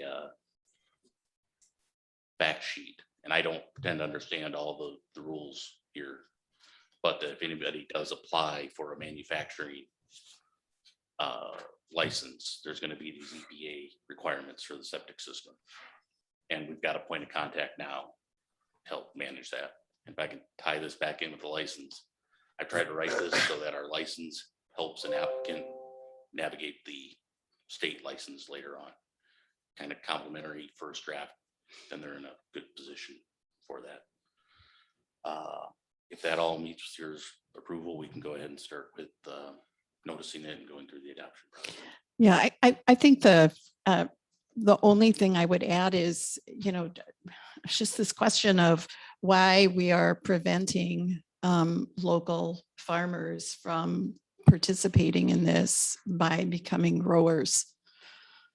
The law enforcement concern out in county jurisdiction was if we get it too far out in the county, it starts to become a big concern for law enforcement. If it's out south of Wakanda, they're afraid they're not going to be able to have the visibility on it as if it was closer to town. Potentially for joint jurisdiction area, that could be addressed there. Potentially, we have to have a joint meeting. Get you all and the city council in the same room, same day, and have that meeting where we get that public input to get the joint jurisdiction license worked out. But to possibly get the production, and law enforcement is less concerned that if it's near town than if it's way out in the country somewhere. Yeah. Oh, Andy Howe's not here. I mean, I'm just not sure that other states have had this problem. And we may be imagining a problem where one doesn't exist, but I think we need some data on that. Because it is a high value crop. And, you know, it would increase the tax rolls, right? And it would give at least some farmers an opportunity to, you know, to really make a living.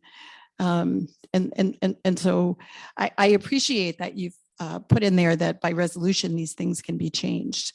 And so that's sort of the wet clay concept. And, you know, for that reason, I'll support this. But I really think we need to give some serious thought to what's happened in other states. Is this a big problem for law enforcement in other states?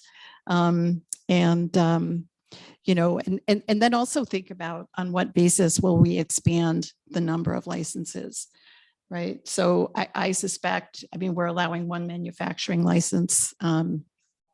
And I suspect that, you know, we've got one person who's highly qualified, who I think may very well, you know, begin compounding, but there may be other people as well. And, you know, I think we need to think seriously about on what basis will we pass those resolutions to ensure fairness in, you know, in how the ordinance is, ultimately implemented.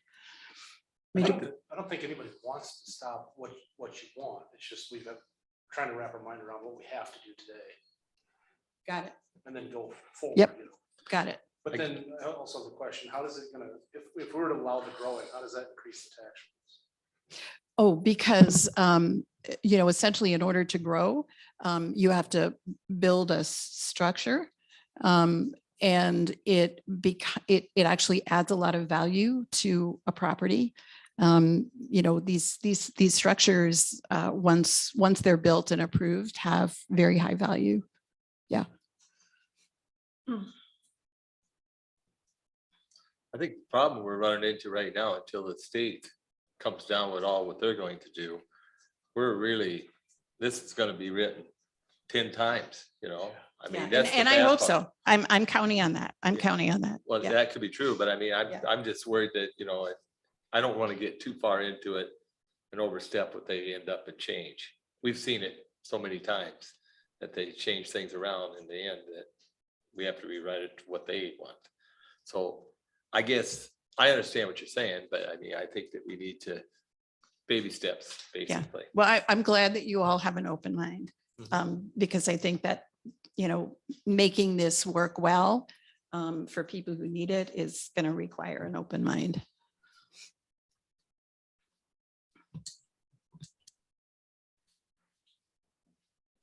Good to go then. Okay. Chime in just following up on some of this stuff that we talked Is your about. mic on? Yep, okay, now it is. Just following up on some of the things that we talked about last time, and I have some answers for some of it and some direction, I guess, maybe for others. So one of the questions was insurance for establishments and permitting, why or why not? I can't find anything on point, and I think some of this is going to become which states do we want to mimic or look to for authority in that regard. But what I will say is a more of a broad-based policy aspect of things. It does appear that the insurance industry itself has issued, and other states has issued some guidance indicating that local governments, state governments frequently require insurance coverage for marijuana establishments, cannabis establishments. And so they're kind of responding to that need of how to ensure these establishments within the confines of the law, recognizing, so I guess where I'd go with that is that there is a preference for localities, maybe on more of a national level, to require that. And I think that ties nicely into, we don't want public nuisances. We don't want there to be a fire at one of these establishments and then we have a nuisance or something that there isn't insurance coverage to take care of that building. If items are stolen, I mean, there's all sorts of requirements in there by state statute and in turn, licensure requirements about that for security purposes, but crime can still happen. And so I think that requiring some type of insurance coverage is probably a good thing. And I can't find anything in state statute specifically prohibiting that. Why is that important? Well, that kind of dovetails into some of our other questions. Can we be more stringent in some of our requirements than the state? Well, kind of. So from a constitutional perspective, the case law I found on that, obviously there's nothing on point with marijuana, but I think it dovetails into other topics.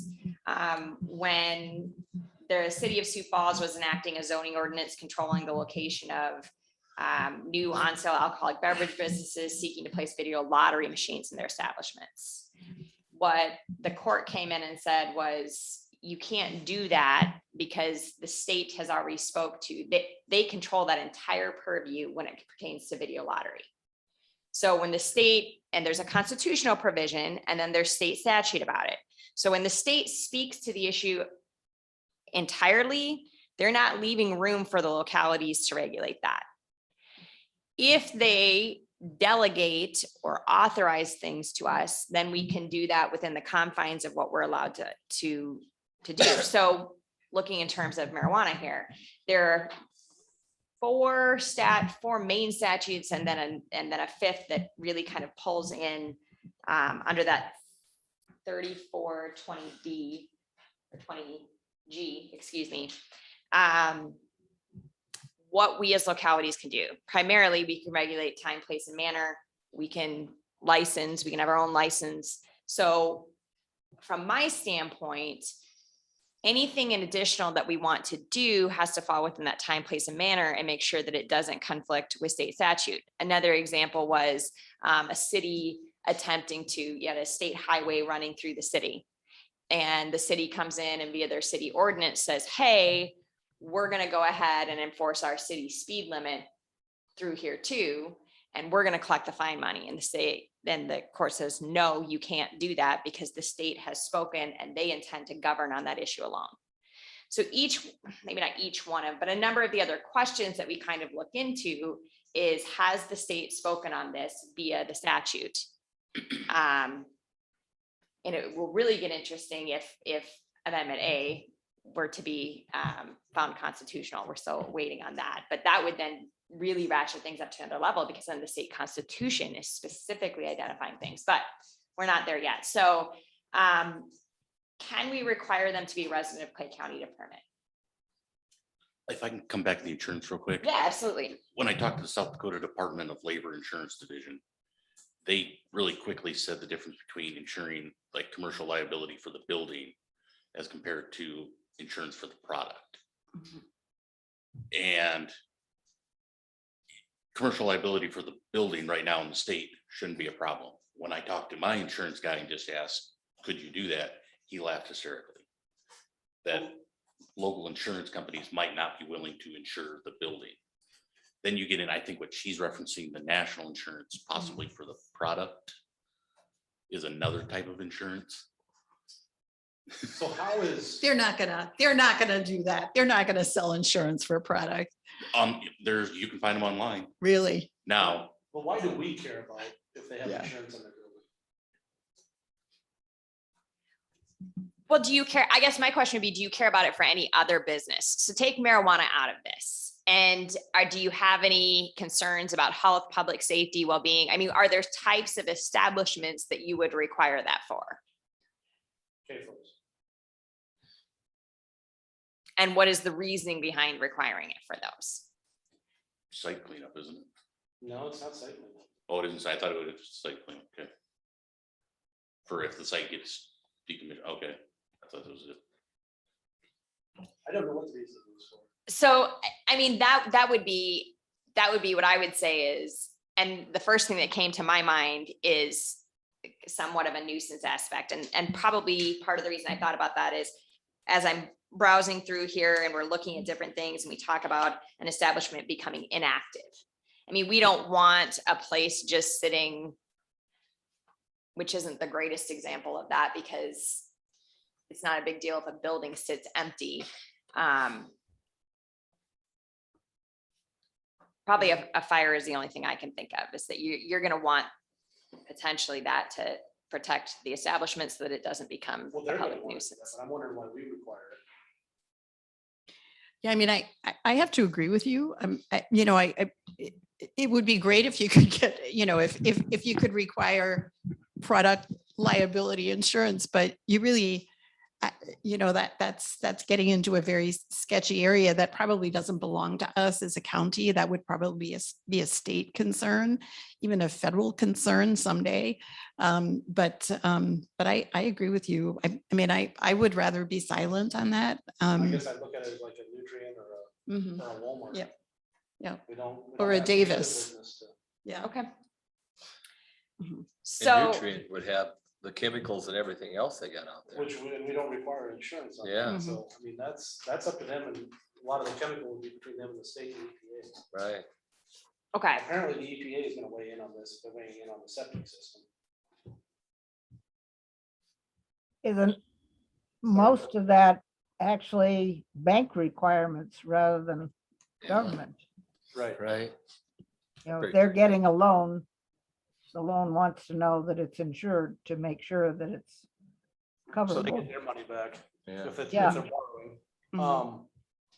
very true. and I might have missed it in here, Drew, is there anything, I'd like to see a blueprint of the facility? Site For- plan. To, well, not just a site plan, an actual blueprint of the building for the fire department, Sure. just so they would have, access points or whatever they would know already, and what rooms. I've got a provision in there for point of contact with law enforcement. And I can add in there an updated schematic of the facility for fire. Okay, I'll find some kind of language to put that in there. I've got a question which, and then I did not go back to the state law, but it's in the whereas. And it's in the last whereas of that medical cannabis establishments licensed under this ordinance may sell cannabis for adult use. Is this totally restricted to adult use only? Very good question. I don't know. I will find out. Because that makes it very difficult if a child has got a problem. I think so- somewhere else, the person who is has the license has to be the one to pick up the material if it's a sick child or a sick person. I know Yeah, my so- son goes and gets my prescriptions often. So Phyllis, I think the answer to that is that the state provides that caregivers, because a lot of people who use medical marijuana can't pick it up, they can't drive, they can't walk, whatever. And so caregivers are also authorized by state law to pick up, but they actually have to have a card to do that. They have to have a card that specifically allows them to do that. But this says for adult use. It Well, does- and I don't know that this necessarily alleviates these concerns, but I don't necessarily have as many concerns about that, just because there are provisions that talk about not distributing to under age 21. I mean, you can't have. And then it goes on in state statute and the Department of Health draft of regulations right now. When you have a patient who's under the age of 18, they have to have multiple caregivers identified for designated caregivers to assist with that. So that would be kind of my thought, is that those are the people who are going to pick up the child's prescription, not the child themselves. I would assume so, because the prescription of an adult has to be with them, or guardian or caregiver. If you're over, is there a gap in there between the 18 and 21? You mentioned 21 year old. It's interesting in that regard. I don't know until the words were coming out of my mouth in that regard, because they did say for patients age 18. So the Department of Health regulations are broken down by, identification cards, caregivers. Okay, so a qualifying patient under age 21, under 21 years of age shall designate at least one designated caregiver. How does that work? There's a lot of kids who are 18, 19 and don't have anybody. Yeah.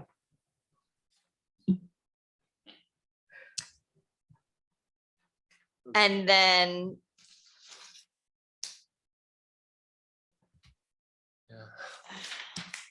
if a practitioner has recommended that a patient younger than 18 years of age have multiple designated caregivers, the custodial parents or legal guardians may designate another caregiver as advised. The person responsible for making medical decisions for a qualifying patient 18 years of age or older, if qualified, shall be designated caregiver to the qualifying patient, et cetera, et cetera. So I guess they do break down a little bit of a difference. And then, there's different regulations requiring the cultivation of cannabis, a number of plants for someone who is a qualifying patient. But then statute goes on to identify that a qualifying patient under 21 years of age may not cultivate cannabis, but may designate a designated caregiver to cultivate on their behalf. So the younger folks are not going to be able to cultivate their own product. I mean, I think that that's kind of, that does align more consistent probably with the medicinal aspect rather than recreational. But all you've got is, okay, you're my caregiver and I'll be yours. So we'll grow for each other. Yeah, but if you're 19, I mean, the issue is if you're 19, and so if you're 19, you need a qualified caregiver over 21. Have to be over 21. Or then you're going to go on, if you're not going to grow your own stuff, and I think that that's part of it, you can go to a dispensary and purchase. So that would be the deal, is then you're not growing your own product. And I think one of the other aspects of that is that it's going to align then with all the requirements for the medical cannabis establishments that require their employees to be over the age of 21 and those types of things. So if you're 19 and don't have a caregiver, or just say you're by yourself, no parents, no caregiver, can you get a medical card to buy? No, what you can get, if you're 19 years old, you can't get a medical card to buy, but you can designate a caregiver. In the same way I could, if I was completely disabled, I could say, Drew, I trust you, you be my caregiver and you buy medical cannabis for me and bring it to my house. And so adults can identify, and I think probably a 19-year-old could too, a caregiver. I think the idea is basically so that every college kid can't declare themselves an insomniac and get a prescription and use to their heart's content. I mean, it's just, you know, people under 21, they don't have the brain equipment. You know, it's really 25 years old. The Supreme Court recognized this, that you're 25 years old before your self-control mechanisms are completely developed. And so I think this idea of 21, I don't know, maybe I make it 25. I know, But yeah. just say it's my 15-year-old daughter and the doctor says, yes, she needs this. I'm gonna do it. So it's gonna be the same way with an 18, 19 or 20-year-old. The doctor's gotta give you your medical card. Yep. So what do we, I mean, we didn't write this, but I'm wondering what the thought process was there. They're over 18. They can vote for these laws, can't use them. Well, I think some of it's going to be to reconcile with other aspects of the laws that are currently in place to attempt to curb that recreational aspect of things. You know, one of the other provisions that's interesting is there's different types, and it talks about different weights of cannabis, and it's nice to have these regulations and drafts, and we'll see how much they change, but come out to give the rest of us kind of a perspective of where this is going and a comfort level with some of that. Because there's, you know, the different types: concentrated, vaporized pens or cartridges, edibles, topical, ointments. And under that section, no card holder under 21 years of age may possess inhalable cannabis products, including vaporizer products or concentrated cannabis in smokable form. So you don't have to worry about, because it's under 21, you're not supposed to be smoking tobacco. You're not supposed to do it. You see a kid who's under 21, they're smoking something. They can't be doing that in general. And this is going to simplify that. So whatever form they're utilizing from a medicinal purpose, they need to be using in a different fashion, so that it doesn't have that crossover effect or an attempt to curb that on the recreational drugs versus medicinal side of things. But it's interesting. And those, you know, my suspicion is going to be that those, especially for those younger ages, if you're going to seek out medicinal cannabis for your child because of a medical condition, I don't think any of this is going to be a problem for them. They're going to say, hey, yeah, I don't want my kids smoking anyway. I'd rather they be using the oils or topical, whatever version they're doing. Mhm. But they do have some different requirements, and then that designated caregiver. And I think that will be a challenge, maybe not an insurmountable one, but for those who are over the age of 18 who need to acquire their product. And You know, which I don't understand. I mean, I can understand the recreational, and these rules would probably be easier to write if the Supreme Court would get off their butt and finish that recreational yay or nay. I mean, I don't understand how those 18, 19, 20-year-olds fall into a gap of, you know. I guess I'm wondering if it isn't kind of like out of SESDAC, for example, they have caregivers that, you know, so if you have to have that, it's a requirement medically that you have to have something, they will establish a caregiver through the state to be assigned to that person. I'm thinking that that's probably somewhat the same thing.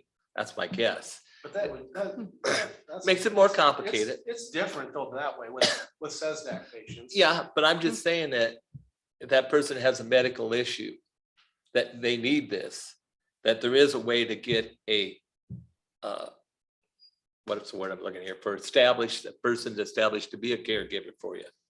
I mean, because, I mean, it happens all the time. It doesn't necessarily have to be a relative. You know, True. that's what we always think. You know, No, but I think it just complicates the process for those 3 age groups. yes, I don't disagree with you, but I mean, I'm just saying that that's way. That's the And I way they guess I should look have. at USD with, you could be 19 years old, be an only child, Right. moved here from the east or west coast or a different country. Have your card and now you gotta go through another step of somebody you don't know. That's probably what's gonna end up with, is you are gonna have to have another step in there where you're gonna have to establish a caregiver somehow. And how often will the county have to pay for that step? Good question. I don't think so. I That would- wouldn't be, It's a real probability. It's. I we're think just doing the we- license. We're not, Yeah. Right. Right. Yeah, let's not make it more complicated than it is. but I we think- What you're talking about is getting there. every year on renewal. I think for the purposes of this licensing ordinance that we're working on now, for instance, I don't know that there's any reason to get into the weeds in that last whereas where it says for adult use. I'd personally substitute for medicinal use, prescribed medicinal use, for instance, and elsewhere in there. This age stuff, I don't see how, the age of the user, I don't see how that is something that we need to get into regulating our licensees. Since that's going to be pretty much covered under state statute and state rules. Yeah, I just kind of got in the weeds on that, Dick, trying to understand why it's stupid. You know what though, Dick, I actually like your language change to, to substitute prescribed medicinal use for adult. I think that, I think that really works and I think it's a lot safer. Or qualified. Or qualified patient. There's that language in there somewhere, something in that vein. Yeah, I can Mhm. change that. Yeah, I think that would be better. We probably should add medical to our title too. Mhm. Good idea. I have a couple of other just editorial style things that we'd want to do just to clean up the language, but I don't think we need to bother with that here. That'd be things like in page 5, it refers to the renewal process. We've got to go to the city finance office. I'd say decide whether we go to the auditor's office perhaps for that. You're right. Yeah. So is that where the auditor's office? Yeah. Or form provided by the zoning administrator here. So did we come up with a way if there's more than one applicant? I mean, is it gonna be first come, first serve? First come, first serve, and the latest draft of the South Dakota Department of Health rules has a lottery if it's in more than one applicant per jurisdiction. Well, that's what I'm wondering. Yeah, so we don't have it. The state is gonna do the lottery. So we just put them all through? First come, first serve, and then when they go up to the state, that's, yeah, So say 3 of us decide to apply for a license. We're gonna pay the $5,000 and then it goes to the state lottery. If we just pay the $5,000, might not get it back. I think you can get a part of it back, Yeah, right? you do. do we have that? Yep. It's in It's there. in here. Okay, I knew it was in. Yeah, you get half back, but I was thinking in those terms also in item 6 of no licenses, if not limited to no licenses available due to the maximum number already issued. In this first round, what if our first applicant punched all the buttons, but just was one that we're pretty uncomfortable with?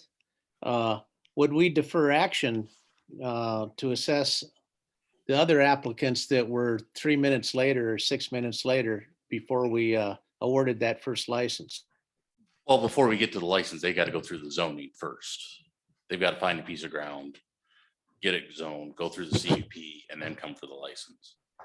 So, But even if we grant it, the state has the lottery system that they might not get it anyway. Plus, that's the unfortunate part of our job. We're fortunate that we don't get to really take into consideration what our personal beliefs of a person are. We have to take into consideration of what they're actually doing.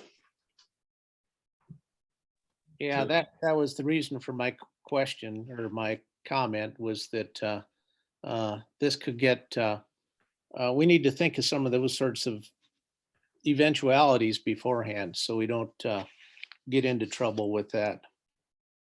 should we, I took the lottery language out of this. Should we put that back in? Well, if the state's already doing it, That's, yeah, that's why. unless we want to narrow it down to the one that goes to the state. Yeah, I think by the time they get through the rezoning, the CUP, and then the county license and then state license, that's a long way for the salmon to get upstream. Just, yeah, I maybe we'll have to deconflict. To get through all those steps before you even get to here, find the land, go through all those steps. Well, it's a living document. It has to change, it has to change. It's going to be changing, yeah.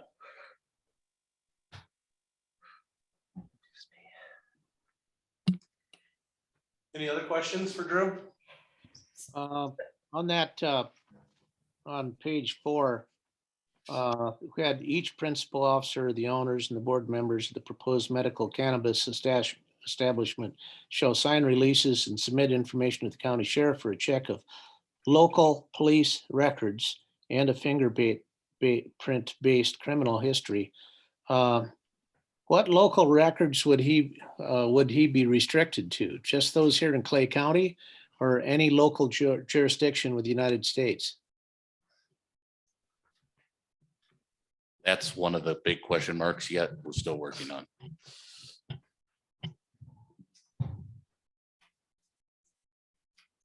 My understanding is it would be, that language is probably going to get changed to include all state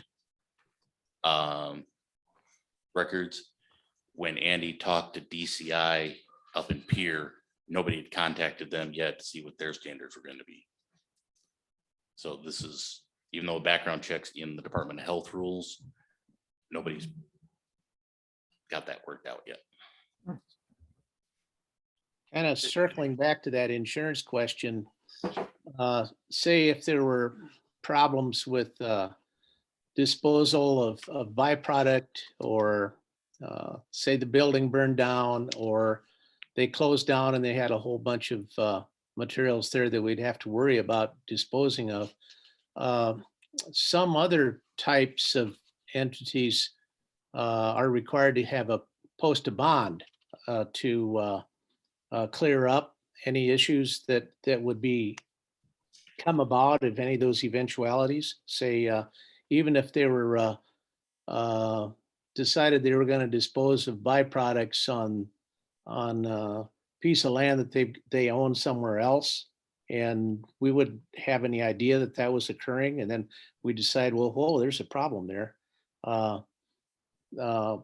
If we were required to post a bond that would pick up the cost of some of that, we could have Lane do it and go on from there. Yeah, it does seem to me that like the byproducts of this are basically weeds. I mean, I don't see a big dangerous issue here, because what they're basically doing is dealing with a weed. So if they dispose of the weed, that seems okay.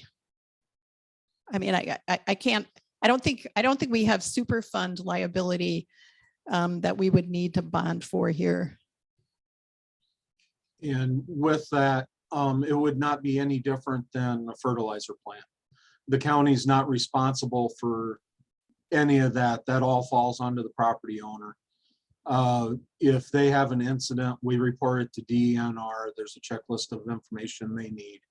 It's all run through the state, and any liability is run through them.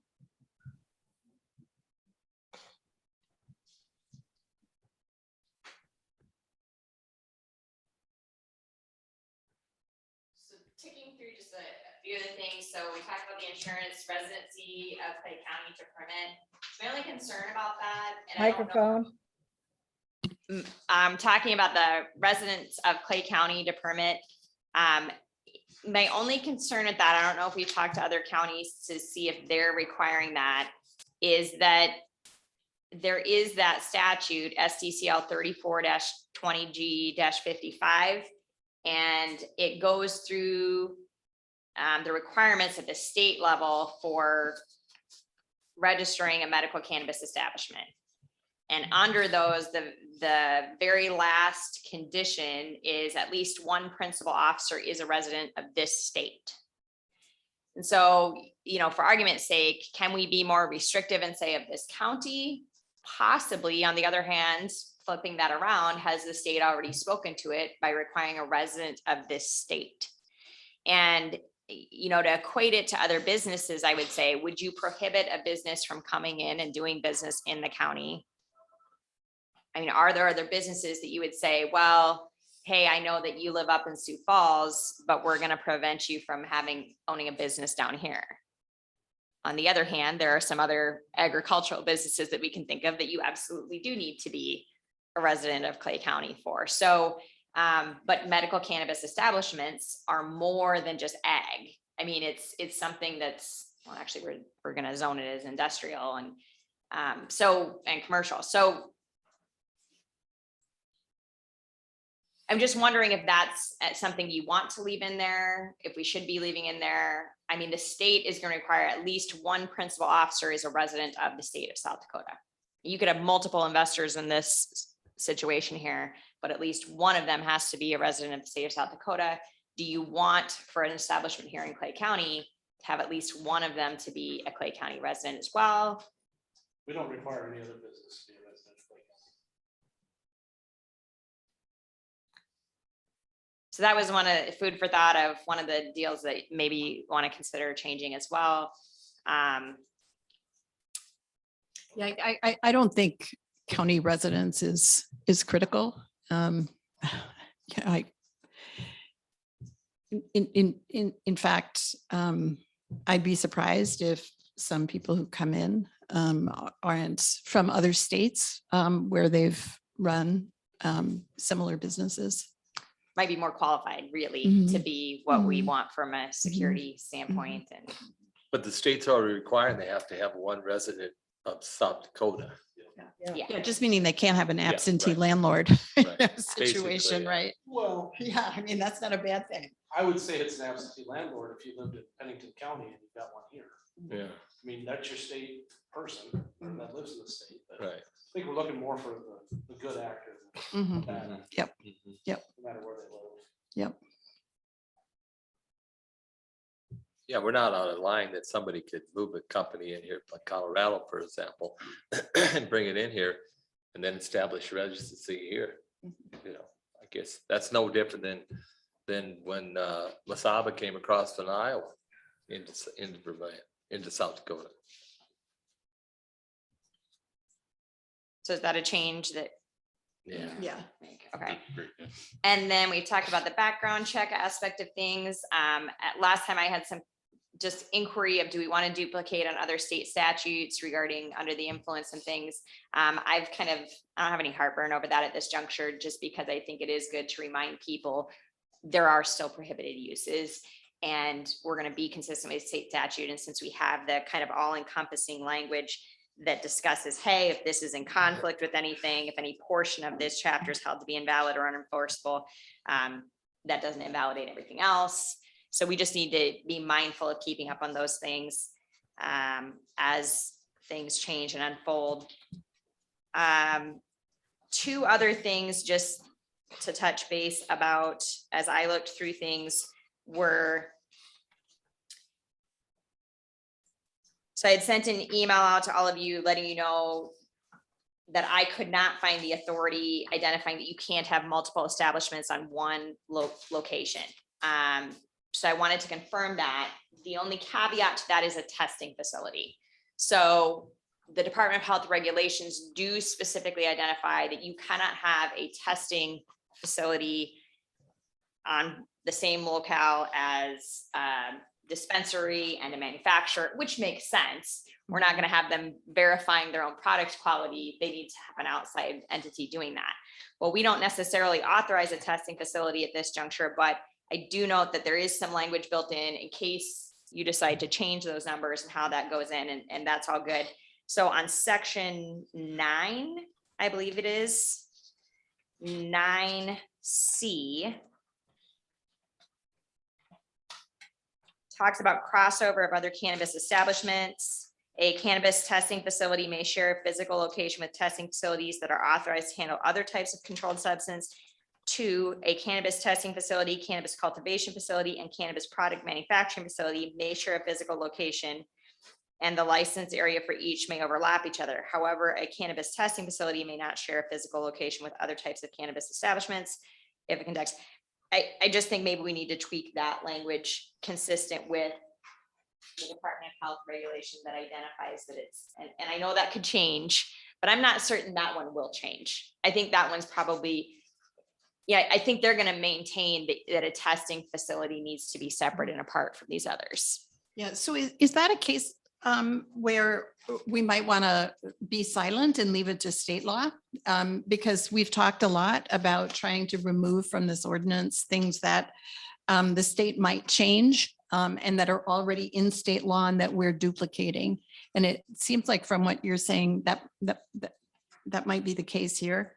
That if the state law has already said what the crossover allowable of other cannabis establishments are, we might want to just cross out C and go with the state law. And it simplifies the ordinance. Leave it in there, but any crossover establishments must conform to state law. That's good. That's really good. Drew. Yeah. Because I like that there is another provision, or maybe even a couple of spots in here that identify that when you have multiple establishments that are authorized, you have to have a separate license for each one of those too.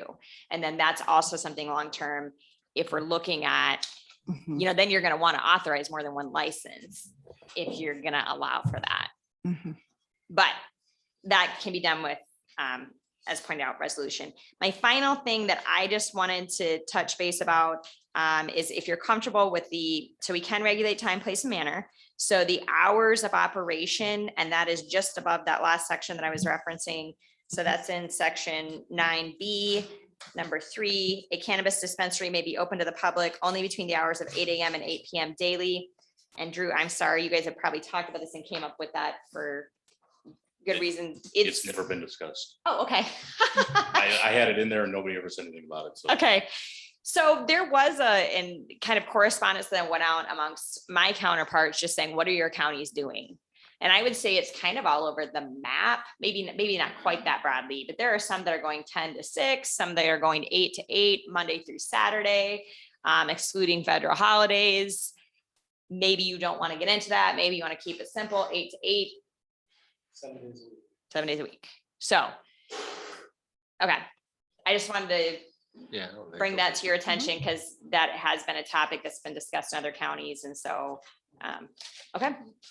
I think that's all I have. What would be the reason for having a similar under C4, just below that? Cannabis dispensary may be open to the public. That's under the cannabis manufacturing facilities section. Is that something that we delete then? Because it really refers only to dispensaries. Oh, yeah, I had a question mark on that one. Say that again? Where are we at, Dick? We're at, just below that, in the next section, C, additional C4. requirements for cannabis manufacturing facilities. C number 4, it says the dispensary may be open to the public only between hours of 8 and 8. That wouldn't apply in a manufacturing facility, would it? Good call. There's something in the State Department of Health regulations that the people working in the facility can only work in there for a certain time when they're open. So you can't be in there at midnight or I think there's something in there. I don't know if it's still in there. Where if, let's say we only allowed them to be open from Monday to Friday, they couldn't come in to work on the weekends unless they had permission from the state beforehand. That doesn't make sense on a manufacturing. Well, that wouldn't apply anyway, because this says may be open to the public only between then. Oh, sure, okay. We're not talking about being open to the public under that Yeah. circumstance. Actually, the whole line should be Yeah. taken out Yeah, you're right. because we're talking manufacturing there, not dispensaries. Yeah. So manufacturing can run 24 hours a day. Yeah. Yeah. But even the dispensary, what is the 8 to 8? I mean, what's the difference? I think this is a throwback to the liquor license aspect. of That's things. what I think too. They're open until 2 in the morning. I just think that's where it came from and it is one of the aspects that we as a locality have been designated the authority to regulate. So that's within our purview to regulate by the state statute. And so I guess a number of the localities are taking it upon themselves to regulate that. If you're manufacturing, you certainly want to have someone in there at all times. You know, if it's at least a night watchman, I would be very uncomfortable with a facility that had regular or confined hours of operation. Well, and as I look back, some of the discussion for the other counties that are regulating it, it is just specifically for dispensaries. When it's open to the public, when can you come buy product? That makes sense. Mhm. So if we take that out of that section, is there another section that specifically addresses dispensary hour of operation? Do we want to put that in? That's under B. That's under B. Oh, That'd okay. be number 3. Well, and actually under C, number 1, it's talking about manufacturing and then it goes into dispensary again.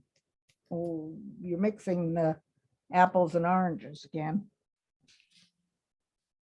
First, it's no cannabis manufacturing facility may share any physical location with any other type of business or land use type, which I don't think we're doing that, but want that. But, and then it says cannabis dispensary may only sell cannabis, da, da, da, da, da, da. That should be up under B. Yeah, the first part of that, is like, you can't have a cannabis manufacturing facility with a seed corn business or a gas station or something like that. The second part should be taken out. That second sentence. Same thing with like the dispensary. You can't have a dispensary and a bar or a dispensary and a gas station, or it's got to be Its own business. its own business. Yeah. So like the vape shops can? I would think not. Okay. I think that's the goal, is to really keep this more medicinal. I mean, yeah. That's what it should be. Now, on going back to in B then about the cannabis dispensaries, B3, a cannabis dispensary may be open to the public only between the hours of 8 and 8 p.m. daily. That would be, in an analog to a pharmacy. But would this restrict that pharmacist from getting an emergency call and coming in and opening, not necessarily to the public, but to a customer that's in need to dispense, say, medicine for epileptic seizures? Are we restricting them from doing that? Plus It many doesn't of them look like open it. at 7. This is pretty specific. It says the public. And, you know, I think this is I mean, the situation you're describing, Dick, is really different. But it says only also. Yeah, that's why I wanted to emphasize that as long as we're all in agreement that being open to the public means having the door open for anybody to come in. But also realize that many of those facilities, whether it be Walmart or Davis, it's open at 7. Prior to, you know, your work hours. If you're going with medical stuff. So, yeah, I just wouldn't want it. I just wouldn't want them to have someone drive by and see a dispensary providing that service out of hours and then call the cops on somebody, you know. Well, I just think it should be plain that this is plain meaning here. And those exceptions should be honored. So let me ask this then, do we care about what hours of operation that they're operating? You know, I kind of think we do. You know, and I you know, I mean, in the sense that I'm not sure that a dispensary opened at 2 a.m. Is a good optics for the community. And I'm thinking of Professionally run. yeah, but I'm also thinking about from Andy Howe's point of view. You know, I would think 8 to 8 is a little bit more reasonable. You know, there's at least the possibility in the future that you know, they may do the way they do with alcohol, a test. Somebody goes in and, you know, tries to get, you know, get something without a prescription, or, you know, it just, I don't know, it just feels right. Well, I don't this think is I can the- explain it more than that. This is one of the ways that we can make it plain that this is medical marijuana. It's not an analog to a bar. This is what we want our dispensaries to be, is an analog to a pharmacy.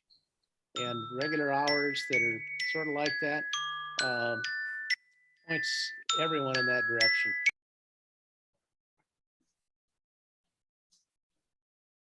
Yeah, so it feels like a consensus to leave it in.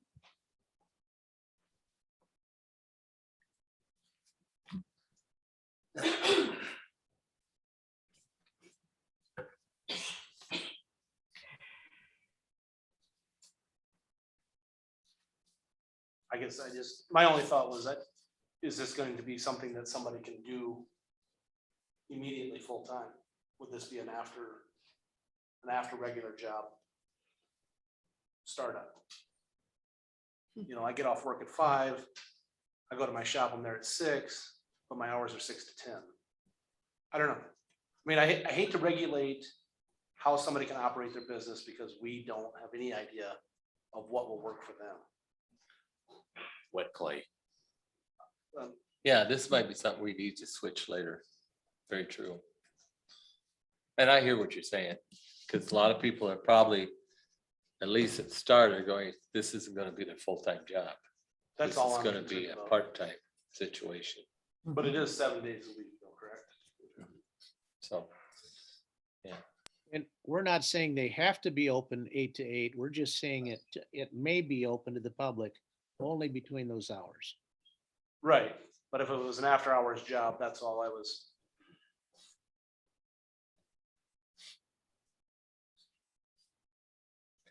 There again, it's something we can't change as we go along. We see it, if we see the reason for it. Right. If somebody comes in and says, hey, I'm gonna open a business, but really would like to see a change, my hours different, then we'd have to take a look at it. Because exactly what you're saying, I've got this full-time job. I don't know how this is gonna work, if I'm gonna be able to maintain it. It's gonna be lucrative enough for me. We could shift this.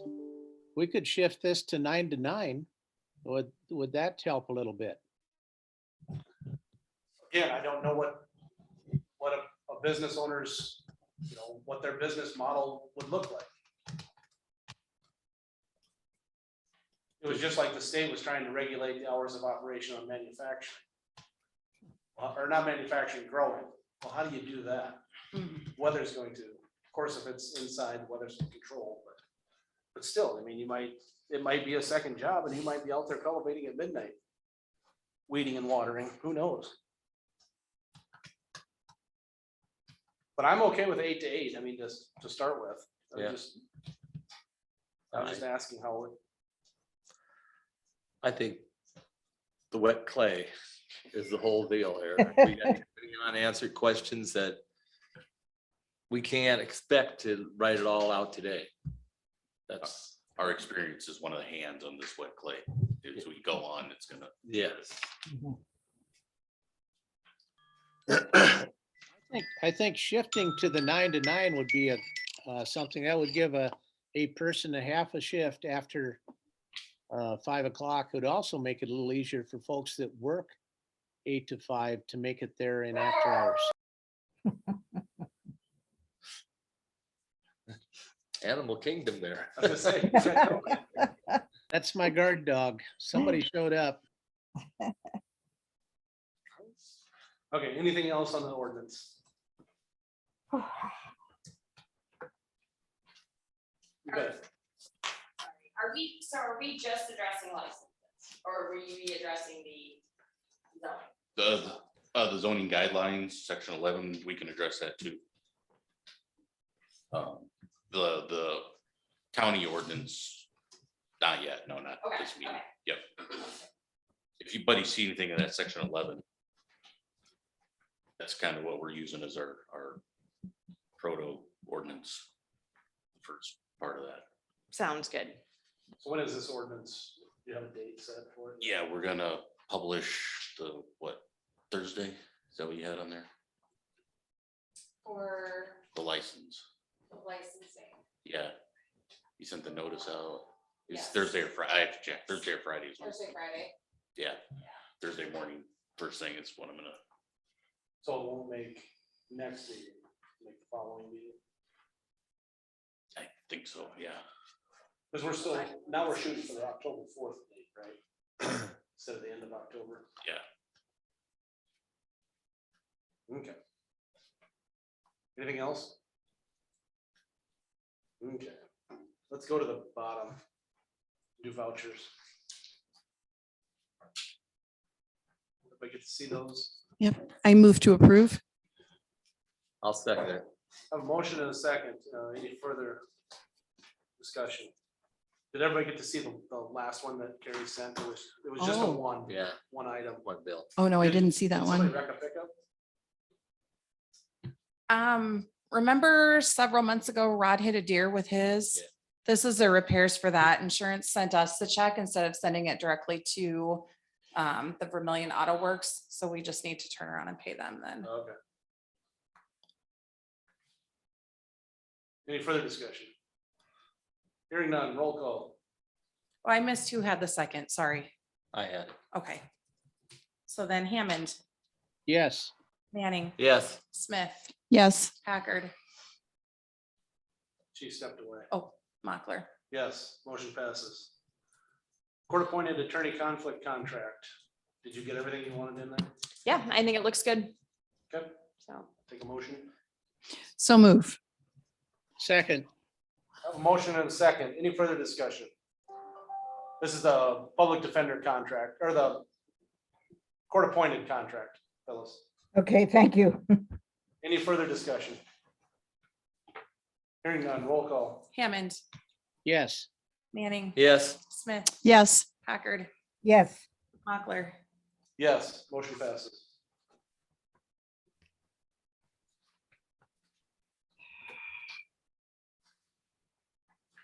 Carrie, you have to sign this yet. Okay. Cybersecurity testing update. Just wanted to give you guys an update that I met with Ericsson Solutions and the team from DSU that's doing the cybersecurity testing. Their timeline is sometime around December, but they didn't want to give us, exact dates because we're not supposed to know. As you know, as part of the testing, we're supposed to be blind. They'll be doing some online based testing. They may have somebody, park in the parking lot and see if they can get into our Wi-Fi. They may have somebody in the building to see if they can, plant a USB drive. They just have certain things that they randomize, and Ericsson Solutions is completely on board. They like the idea. Sheriff's Office and Police Department may be participating with us too. So that should give us a really good representation of where we're at with things. So just wanted to let you know, we got approved for the funding, so it will be free for us. I like free. I like free and safe. Yeah. So we've already done the roof project update. Yeah. Any discussion on the budget? I have one thing and it just came up after the 4-H was here. Is there anything that says that we can't, we have that money that we got for the building that we put into a building fund? I'm looking at all the things they got to repairs that they needed out there. Would that be something that we could use some of that money to redo that instead of, and maybe that would help with their budget a little bit if we had to reduce their budget? We can, it's for the county building. Yeah, that's what I thought. So that is something that we could use for them, because that time last year, 2 years ago, when we walked through out there, it was bad. They had a lot of those poles were rotting and stuff. It's bad. So that's something I'm wondering if we can't use some of that, that would help them that way. Because I don't know what their plan is to have money for that, to do some of that. Right. Maybe they don't even have a plan for that. They just know it's there. You want me to get what they'd like to have done? Yeah. I think that would be a good deal because, we've got that money there. It's for buildings, it's not necessarily just all this building. And, we need to look into some of these other projects too, especially if we're going to be caught in this budget crunch. And we don't know how long that's going to be either. It might be a year, 2, 3, 4. We have no way to know. I know a lot of this building, sorry to cut you off, Betty, but on this building is out there, there's a lot of donated labor that will go into fixing those poles. But you still got to buy the material. Yeah, you still have a material cost. So. Lumber is way, way, way down, like dramatically. Before spike or? Well, close. the spike, and I don't even remember because I'm not like, I just don't do this stuff. Right. But they, I think it was the Wall Street Journal had some measure of amount of lumber.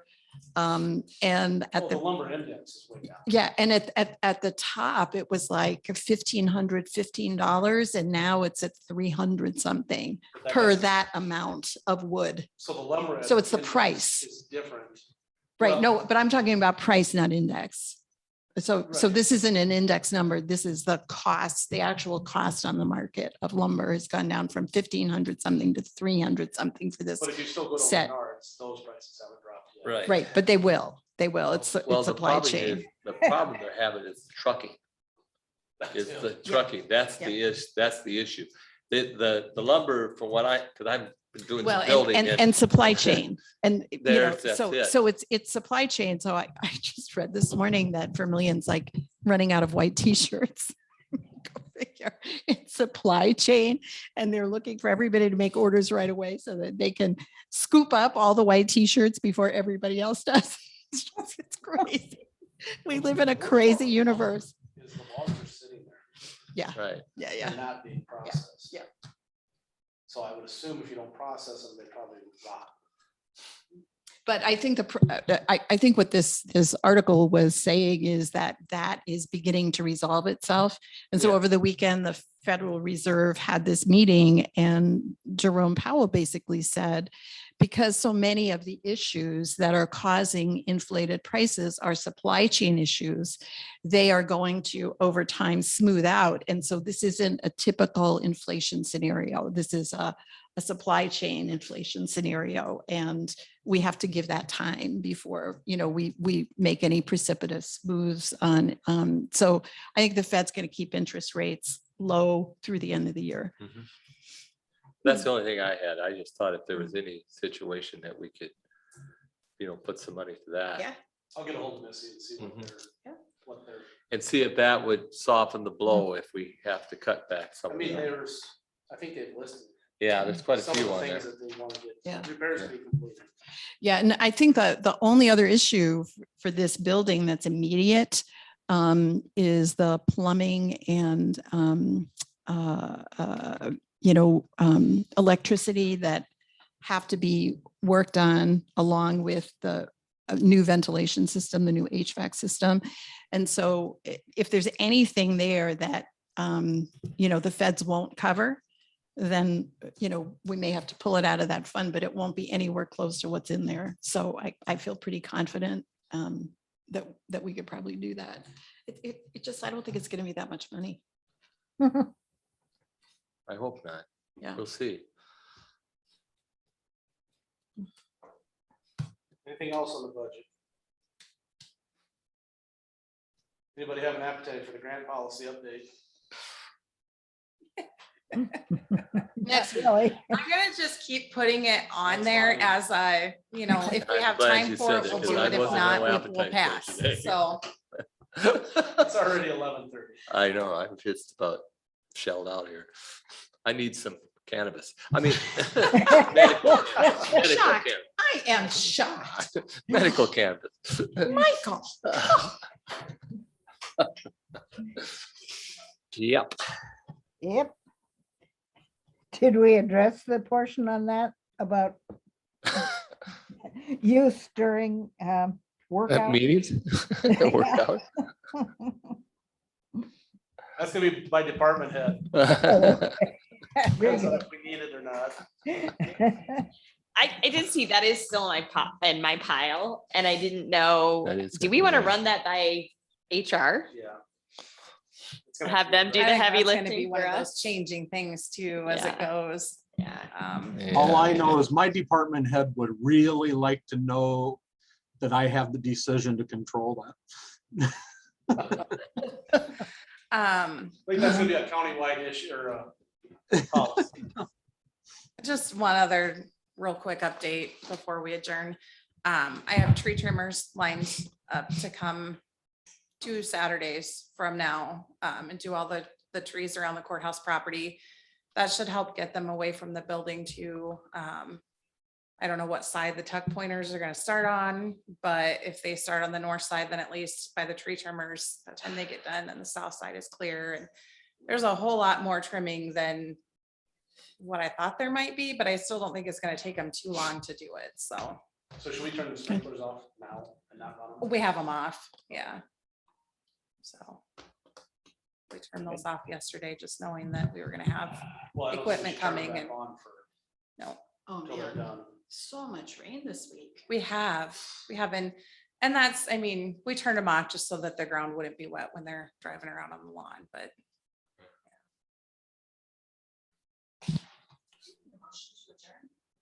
So. I'll second it. A motion and a second. Roll call. Hammond, Yes. Manning, Yes. Smith, Yes. Packard, Yes. Mochler. Yes, we're adjourned. Thank you. Carrie, if I give you this that I got